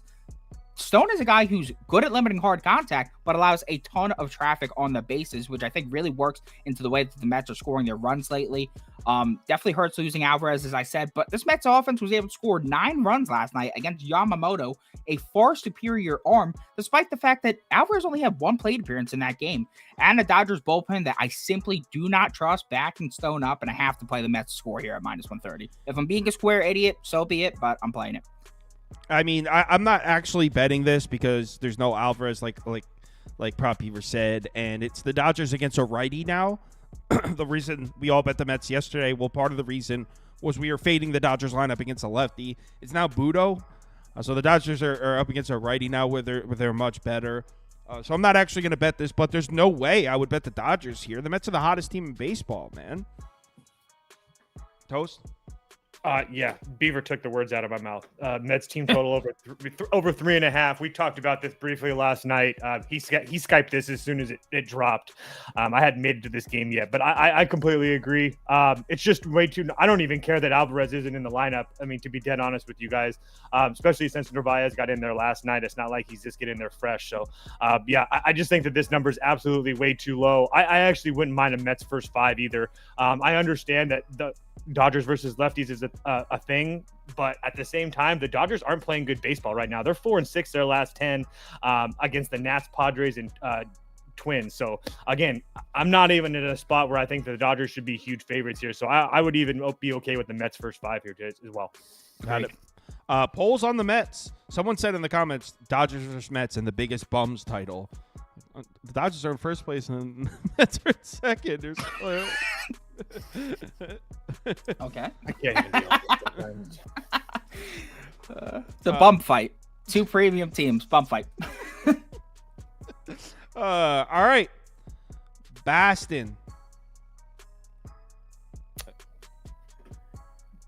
Those Boston Bats. I mean, either those Boston Bats woke up or Quinn Priester. Jesus Christ, buddy. Figure it out. I'm so pissed off. This is like the one game I'm so pissed off because I always back Cutter and Bello, and it's like the fact that they scored so many runs just pissed me off. I was pissed. Did that guy get a hit? Too. The guy Kamish was hating on?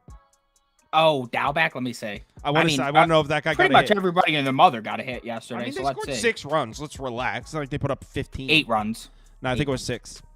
And it was I'm looking at the box score. It was 8 runs. And Dowbeck got a hit. Oh my God. Attaboy, Bobby. Bobby. I didn't bet yesterday's game. And he walked. Bobby had a hell of a day. Yeah, I know. Bobby said, "Shut your ass up, Kamish." Filling up the stat sheet. Look at the record Andy typed for Crawford and Prop Beaver. Can you see it on the screen? 8-0. Is that double O? Double O and O 42. 007. I'm worried about his health after the stream. No. He said 007. Oh wow, he actually got it right though. It is O and O 042. But all right. Yeah, but we're still gonna talk shit. So Cutter Crawford on the road is an auto bet, right? I do love me some Cutter on the road. Yeah, this is what I went with in this game. I went with the first 5 under 4.5. You get that at -125 on Hard Rock Bet. I think that Boston's explosion last night was a bit more of an indicative of how bad Quinn Priester is rather than the Boston Bats finally finding life. I mean, Keller did start off the year pretty horrendously. He got sparked by the Nats and Marlins back-to-back. But the Marlins have been producing against righty starters, especially in the beginning of the year. And the Nats also started off the year hot against righties. So I'm not going to really fault them there. When you saw the Tigers and Phillies lineup, 2 much less, intimidating lineups. Held them to 2 runs or less through 6+ innings his last 2 starts. Now we're going to see this Red Sox team that, yes, they lit up Priester yesterday. But before that, they were struggling badly to put up runs against righty starters. And Keller's a massive step up in competition. Last time you saw him in 2023, he went 7 innings, allowing just 1.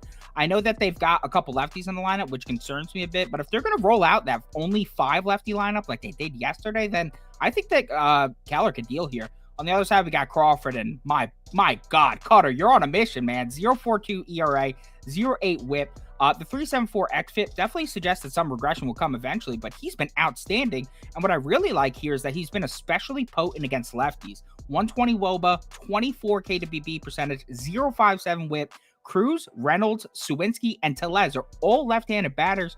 Those are arguably the Pirates' best bats right there, especially against righties. So I think that both pitchers are going to deal here. I'd even consider taking this at 4 if it was at plus money, and it is at plus money on some books. So yeah, that's my take on this one. Yeah, I mean, Cutter Crawford on the road where he's dominant. He's been dominant on the road.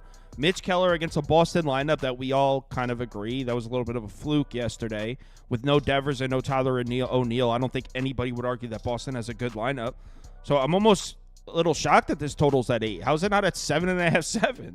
One thing I will say is that they had this exact same incident against Griffin Canning. Remember that one game we were like, how is this price like this? Like, why don't we take the Angels? And then we're like, oh, well, it's Griffin Canning. Yeah, and Boston won. Yeah. Yeah. Boston won, and they put up hella runs. But guess what? The next game, they didn't do jack shit, and they continued to do jack shit after that. So I think that was a flash in the pan yesterday, just like that Canning start, and that this offense continues to struggle here. I'm going under in this one. I'm putting it on my maybe list, too. Toast? Boston first 5 money line for me. I'm going to continue to ride Cutter Crawford. Not in love with Mitch Keller. I know he's looked actually pretty decent his last couple of starts. In his last start against Boston last year, on the road against Boston was actually really, really good. 7 innings, 4 hits, 1 run. In 2022, he faced Boston. He got kind of lit up. My issue is his splits against lefties. Boston has confirmed their lineup. They're going to have 6 lefties in there. The only righties are going to be Refschneider, Dahlbach, and Rafaela. So, I just think that there's a little bit of an advantage there for Boston. So I'm going to continue to ride Cutter. He's been really, really good to me this year. As long as he doesn't have it, he did have a little bit of issue with walks, if I remember correctly, earlier in the season. But he didn't have any walks last time out. I do know that for a fact. So, and I also like the fact that Pittsburgh got to him last year. I think that he comes out and pitches well. So I don't mind the under either, but I'm going to be riding Boston at plus money in the first 5. So Boston. I like that too, Toasty. He's getting his revenge today. See the thing. Obviously, I'm with that, but I'm a little worried. Like, can you really count on Boston to grab a run off Keller? I think I can. Yeah, I think Keller's like this unhittable force. Last year he was for like good 2 months. I like the fact that he's significantly worse against left-handed batters, and that's all he's going to see today against Boston. So yeah, but I will take my chances. We are all talking about how bad Boston's lineup is yesterday, and now after one performance, we're like, hey, Boston's lineup should put up run. I don't know. It seems kind of crazy. I think that Boston's Boston's lineup is going to put up runs. I think that Cutter is going to pitch extremely well, and they could easily win this first 5 1-0, 2-0. Okay, well, based on that, I would rather be on Prop Beaver's bet than then take that. No, I'm taking my full game under. Okay, there you go. Screw you guys. I'm going home. All right, next game. Oh, I forgot to set these up for 3 people. Sorry about that. Here we are. White Sox, Phillies. Got to lay the minus 325 juice, right, Prop Beaver? I mean, I don't know about that, but I don't mind a Phillies double result. I don't mind a minus 1.5. What I did is I went Wheeler. Yeah, really. I went Wheeler under 1.5 earned runs here. At minus 115. This White Sox offense against righties is an abomination. 30th in WRC plus, 30th in ISO, 30th in OBP. The last 10 of 15 righties to face the Sox have held them to 1 or less earned runs. These guys are Turnbull, Lugo twice, Ashcraft, McKenzie, whose arm is falling off, Waka, Singer, Lopez, Morton, and Flaherty. Don't think it would be a stretch to say that Wheeler is by far the best righty that the Sox will have faced this season. And this is a nice spot for Wheeler because he should be hungry coming off a sparking at the hands of the Pirates. He only went 5 innings, allowing 4 runs and 8 base runners. The main concern when backing Wheeler will always be the left-handed batters. The dude's dominant against righties, but sometimes we can see some vulnerabilities against lefties. Here's the lefties in the White Sox lineup and their WRC plus against righties this season. Let me read off to you. Gavin Sheets, 195. That is a massive concern. He's the main concern here. Gavin Sheets is a beast. He's the one guy that I'm scared of. After that, David Fletcher, 69 WRC plus. Grossman, 40 WRC plus. Schumacher, 37 WRC plus. Benintendi, 34 WRC plus. Lopez, 28 WRC plus. Maldonado, minus 27 WRC plus. They have one lefty on the team with a WRC plus against above 70 against righties this year. That is pitiful. If these guys want to break through and beat Wheeler today, that's fine. But the weather conditions projecting a fat 19% decrease in home run percentage and a 13% decrease in extra base hits. This could be a better environment for Wheeler to go out there and absolutely dominate. His outs line is currently at 18.5 with 18 plus outs. Wheeler's under 31 of 51 starts headed back to 2022. And with 19 plus outs, he's under 18 of 26 starts headed back to 2022, averaging 1.2. So I really like Wheeler to absolutely dominate here. And as far as Soroka goes, I still don't exactly trust the Phillies bats against righties, but they really have shown me some signs of life these past few games. I think they have 5+ runs the last 3 or 4 games.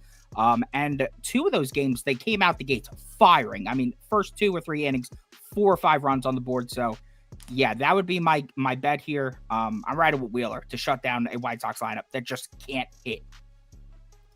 I just got plus 128, plus 1.5 with the right-handed amount on the righty on the mound against the Phillies. Say less. I'd be White Sox or pass for me. Plus 1.5. I'll never bet plus 1.5, but you can have that all you'd like. It'd be White Sox money line or White Sox pass for me. I love Zach Wheeler in October. You will hear me saying 4-unit plays on him just like we did last year. I have no issue with that. In the regular season, I'm not really there yet. And honestly, this White Sox lineup, I understand that they've been bad, but they've seen Wheeler pretty well. I mean, Paul DeYoung, 364 and 11 plate appearances. I mean, there's a few guys on here that have a couple hits. I just don't think that the Phillies should be this heavy favorites. That's against all. a righty? Like one of the worst lineups in baseball gets right into pitching. You're going to lay minus 325 with them? Not to mention the fact that Wheeler hasn't looked good. I'm not trying to make a case that he's not going to look good today. But at the same, I'm just not willing to pay that price for it. So if he goes out and pitches well, so be it. But the White Sox haven't been like exactly a fantastic team. And I mean, yeah, I don't know. I'm just not there. I haven't seen Wheeler pitch well yet. He doesn't have the best history against the White Sox. Again, I'm not trying to make a case for anybody to bet this, but there's no chance in hell I bet the Phillies today. Minus 325 favorites against the right-handed pitcher with the bottom 5 lineup against righties. With a game total of 7.5, man, mind you. So I get your point.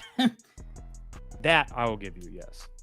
Someone said Phillies minus 6.5 in the chat. No way. 6.5? When's the last time they scored 4 runs against a righty, let alone 6? Next up. No, I want to look. Oakland on the road in Cleveland.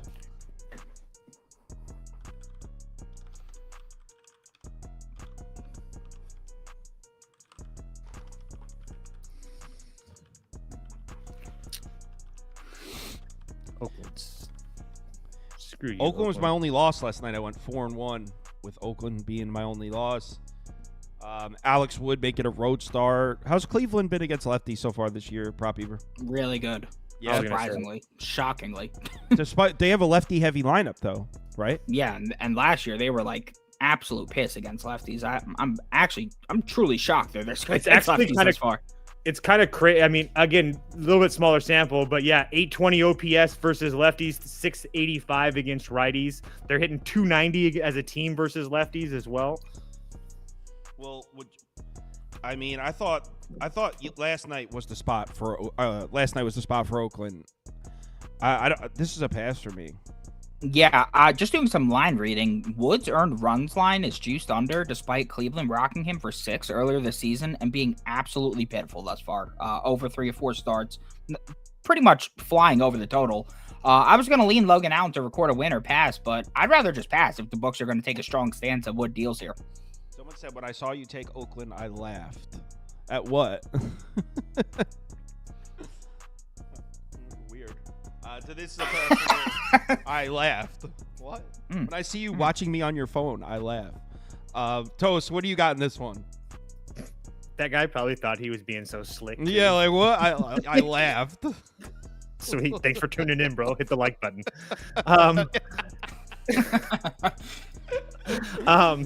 Anyway, I actually like Cleveland here. I don't know if I can end up betting because the only way I can really get value is -1.5. But I actually do like Logan Allen. I think he bounces back here. I think that the White Sox start was a flash in the pan as far as him being so bad. And then against the Yankees are a pretty damn good team. So I don't really put too much stock into that. I do need to see it. But he went on the road to Seattle, went 5 innings, in our 6 2/3, didn't give up a run. So again, Oakland has seen him before, so that doesn't help. But I would lean Cleveland -1.5. They're starting to play really good baseball right now. Cleveland, I think, is 6-1 their last 7 or whatever it is, and they're scoring a lot: 8, 6, 10, 5, 10, and 0. So the Cleveland bats are definitely there. They're back. So it would be Cleveland -1.5 or pass for me. Yeah, I'm not betting this one, and you're passing too, right, Prop Beaver? Yeah, no bet. Yeah.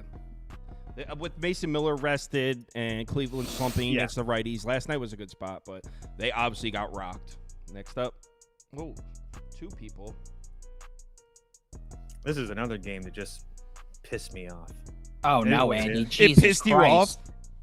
That's Edward Cabrera is not pitching for the Reds. I can tell you that. Well, when he made the graphic, the pitcher wasn't probably decided yet in his defense. Fair. Who is pitching for the Reds? It is. I assume when you said that. I was it's waiting for Ashcraft. you to get to it because I wanted you to say it, but yeah. It's Ashcraft. He's a man of his ass. All right. Patrick Sandoval making a road start. Sandoval was good, though, in his last start. Correct. And Prop Beaver kind of called it to his credit. He was like, Sandoval pitches good in this ballpark. Hell yeah. You trust him in Cincinnati, a great American? Or does he come back down to earth? He's talking to you, Beaver. Yeah, I was. Talking to me. I'm so mad at the Angels after yesterday. I don't even know what to say here.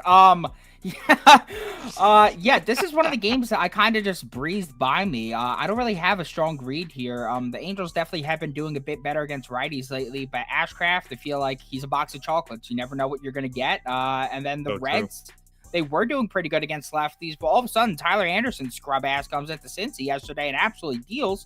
And their ranks against lefties have plummeted. I think they're bottom 10 against WRC plus against lefties right now.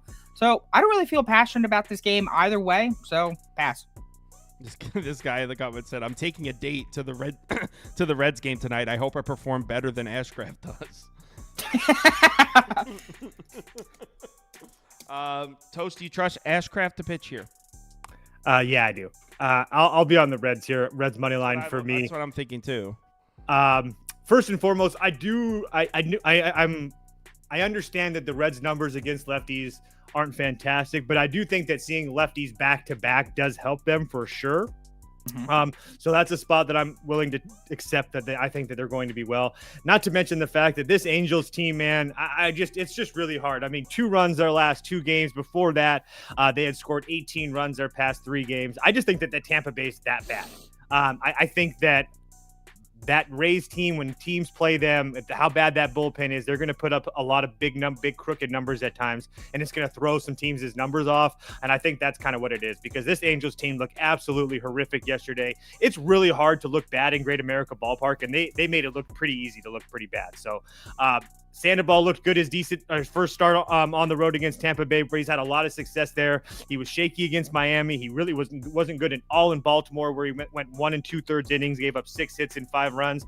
I'm not trying to make a case that Cincinnati and Baltimore have the same level of bats, but Cincinnati at home with Ashcraft on the mound, that just seems to always have his little magic in Cincinnati. Yeah, I'll take my chances at a short price. Yeah. Is CES going to be in the lineup today, Toast?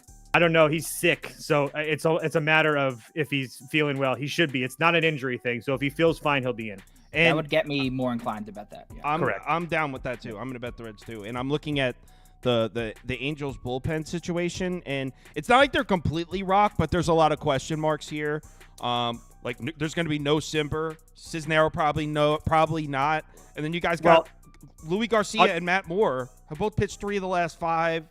Yeah, they have a lot of guys available, but a lot of guys not 100% because they worked so much in that Tampa series. It's just Plus a travel day, there's no rest. I'm doing Reds with you. I forgot to post VIP. Fuck. Here. VIP's coming. I just got your messages. I'm posting 3 plays right now. I'm going to push send. All right, cool. Community agrees with us that Reds are the move here. Next up, the Reds have just been so bad. I think I've lost three bets in a row, I think, on the Reds, or maybe just 2. It actually might be 2.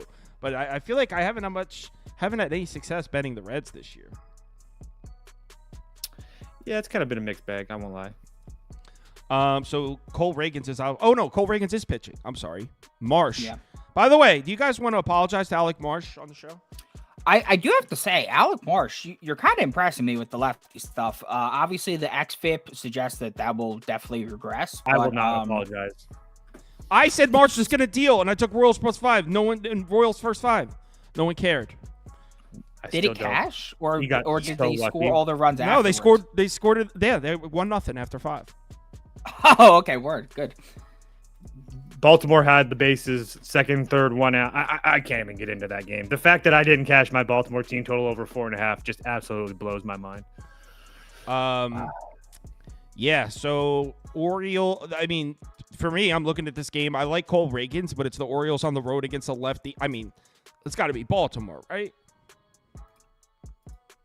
Yeah, I'm on Baltimore. Go ahead, Beaver. Really? Yeah. I don't care about the line movement. I like the O's.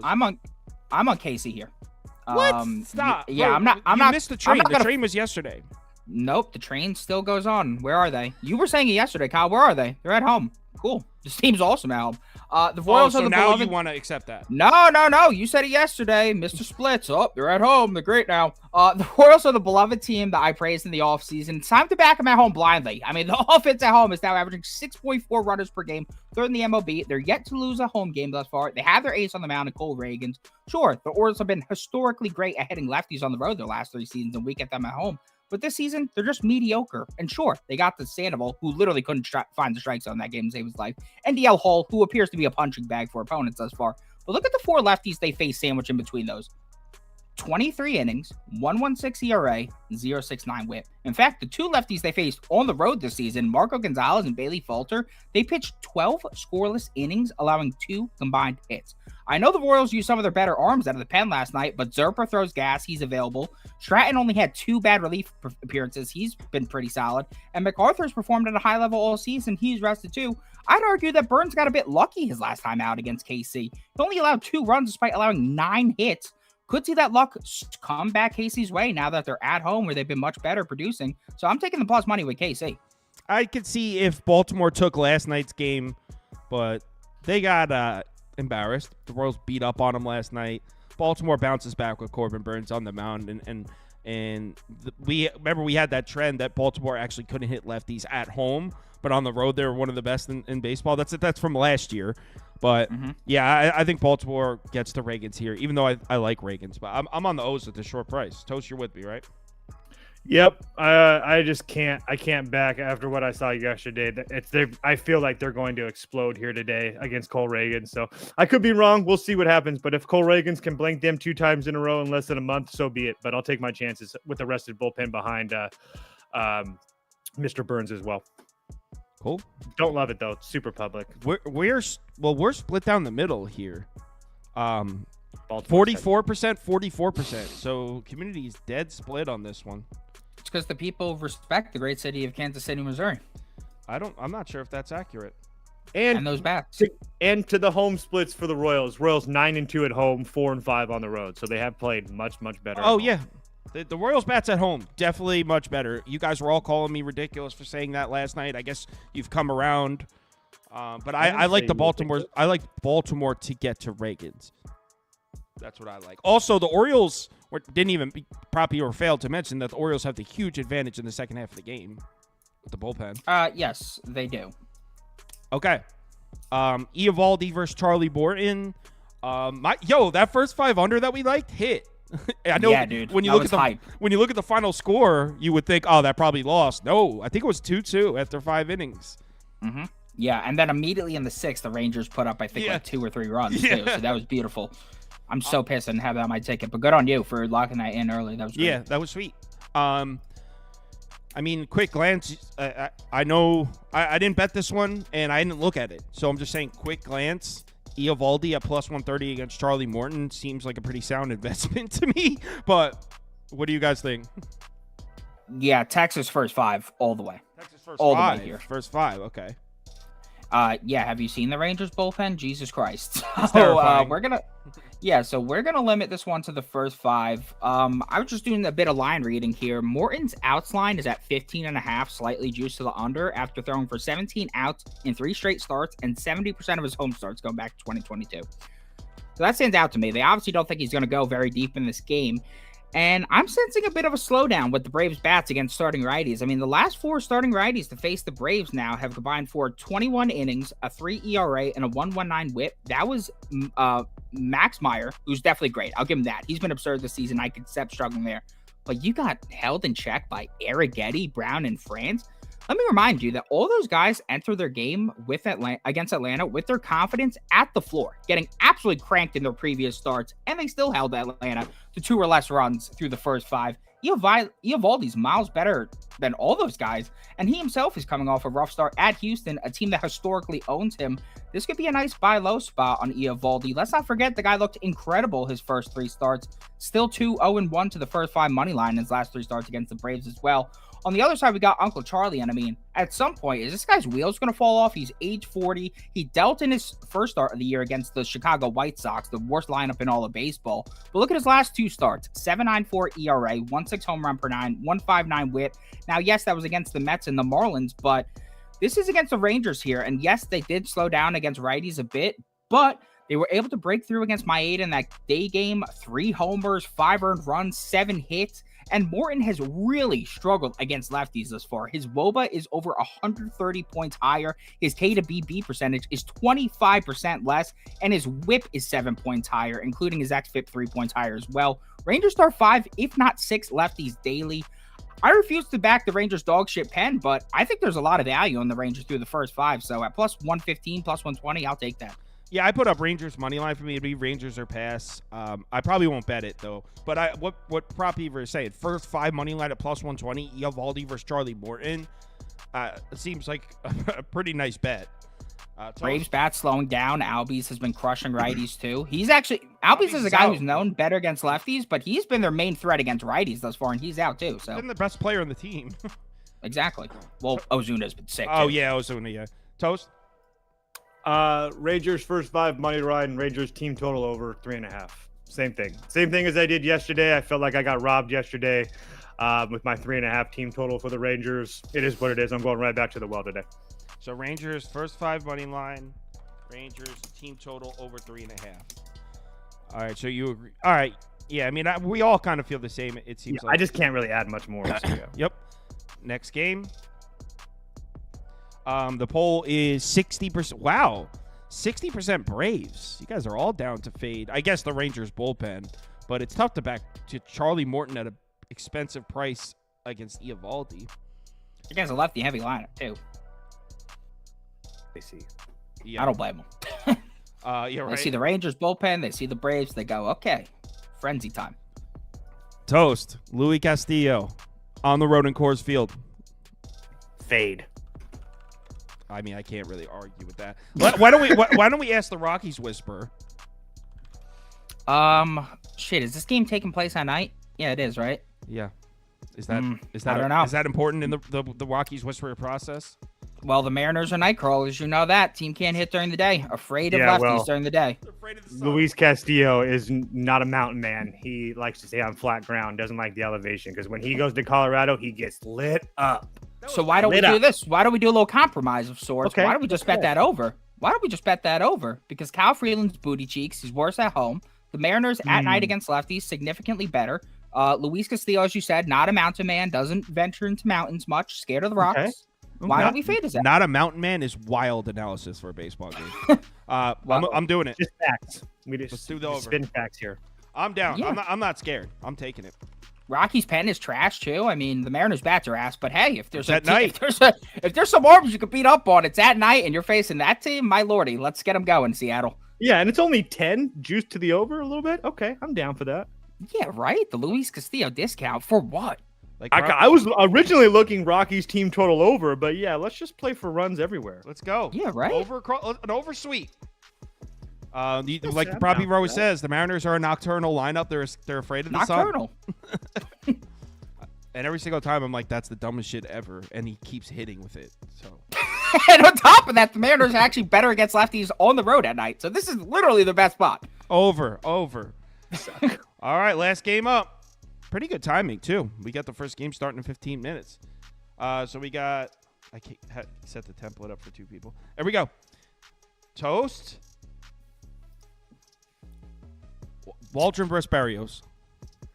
Not Waldron. He went last night. Yeah, I was about to say, didn't we just talk about this knuckleballer? I swear, but I don't know. It's Vasquez for the Padres. He wasn't. To be fair to Andy, he was definitely no pitcher listed last night. I looked last night and there was no pitcher. So he must have just left it on there, thinking like, oh, he'll switch it. And I was last minute this morning just getting the graphics together, and I didn't check. So who is pitching? Vasquez? Yeah, Randy Vasquez. Big old Rand. I don't know. I don't know how you don't pick the Blue Jays here. Yeah. Excuse me. Barrios is a bet on pitcher for me. I'm just gonna. I don't know if I've said that on the show yet. I don't know if I actually came out of the closet with that, but yeah, Barrios is my guy right now, and I've been backing him all year, and I don't know how I can't back him here today. Just really quickly over the course of this season, really quickly, Jose Barrios on the road at Tampa Bay, 6 innings, 2 runs. On the road at Houston, 6 innings, 1 run. At home against Seattle, 6 2/3, 4 hits, 0 runs. At home against Colorado, 7 innings, 2 hits, 0 runs. He's been utterly dominant. This Padres team, obviously, and here's the thing. I liked them yesterday. I thought that Waldron would pitch well. I actually don't even think he pitched that bad. The defense let him out. It was never a game. But now looking back at this Padres lineup might be slowing down a little bit. Some of those runs in Milwaukee were aided by walks. So if you take that into account, maybe this Padres offense isn't as hot as we might think they were. They didn't look good in any way, shape, or form yesterday. So there's no way I can go back to them here today. They do have a rested bullpen, but Vasquez is not very good in any way, shape, or form, not to mention the fact that he doesn't go deep into the game. So if you're going to get this Toronto offense that I don't really trust very much, but if you're going to get them with 5-6 shots against this Padres bullpen where Cosgrove, Kolick, all the major bad arms went yesterday, I just don't see a recipe for success for San Diego tonight. So it'd be Blue Jays or pass for me. I'll put up Toronto because if I bet this game, I'll just be tailing toast, but I have nothing to say. Yeah, I didn't even really look at this game because Vasquez, I mean, what the hell? I guess it would have to be Blue Jays or pass. The one thing I would say here, though, just from like a lean, if I had to take anything, I'd probably look at Cronenworth over bases. As Toast has been saying, it is the Cronenworth revenge tour after all. He is a lefty, and Barrios, if there is a spot you're going to fade Barrios on the road against lefties, the dude cannot pitch. Pretty much great everywhere else. The dude can't pitch against lefties on the road. Historically, his entire career, cannot do it. And Cronenworth, I would say, is the best lineup. The best lefty in that Padres lineup, the most scary one. So I'll probably be taking a look at him later. I need to see if he hits his pitch as well. But if he does, then probably that would be where I lock in for later. There's another lefty in that lineup, Jackson Merrill, stud. Oh, I think it's his birthday today too. I thought I saw a notification. Oh, Jackson Merrill birthday. Look at that. No, that was last night. That was last night. Poll for the first leg of the community parlay is already running, and I can end it now. It's Yankees by a landslide. Like everyone. And I can end it right now. Yankees money line, first leg of community parlay. Did they like the D-backs, right? Not the Giants. Yeah, because Gallen's on the mound. Yeah. Mets, Dodgers. They like the Mets. This is a Mets. This community believes in the Mets, and they like the Red Sox too. All right, second leg of the community parlay. DraftKings, put a Jake Cronenworth hit, runs, and RBIs up, please. Jesus.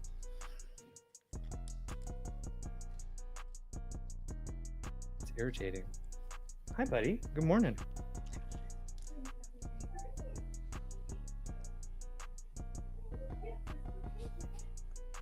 Looks like D-backs is going to be the second leg.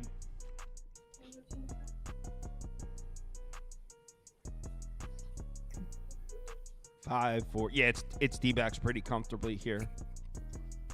So Yankees money line, Diamondbacks money line. Toast, how long is Garrett Cole expected to miss? He was throwing yesterday, so I think he's going to get checked out in the next couple weeks or so, and then kind of go from there. But he was throwing yesterday, not on a mound, but he was throwing. So sooner rather than later. We're not talking about like after All-Star break or anything. I think that would depend, but yeah, probably. I would say sooner rather than later. Yes, that's for sure. Cool.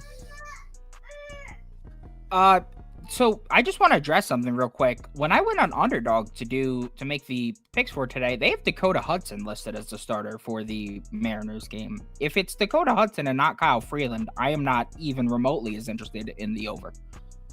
They're nocturnal though. They're nocturnal, but nocturnal against lefties is the spot. Nocturnal against righties is like, okay, I'll bet the Mariners. Nocturnal. Yeah, I see Dakota Hudson too now. So maybe Toast, just ride with your thing. Ride with your rocks.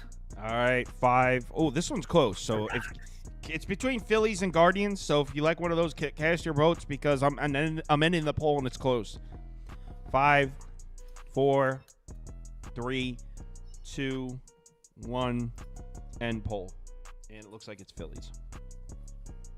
Phillies.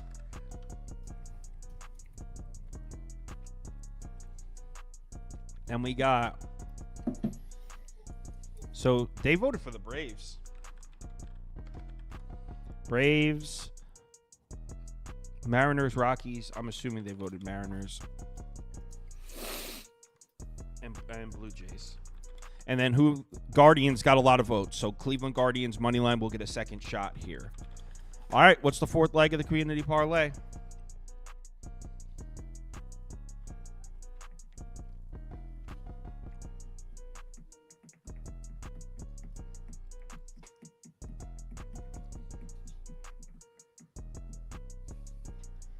This is Cleveland by a landslide. I don't even have to let it go. It's Guardians. Odds, please. 1 second. I was crafting the Underdog. I actually just sent that to you. Let me load up FanDuel real quick. Okay, so we got Yankees. Sorry, I thought he was doing it. My bad. It's Yankees, D-backs, Phillies, Guardians. Phillies, Guardians. Okay, plus 577. Plus 577 is the community parlay. Okay, that's a responsible payout.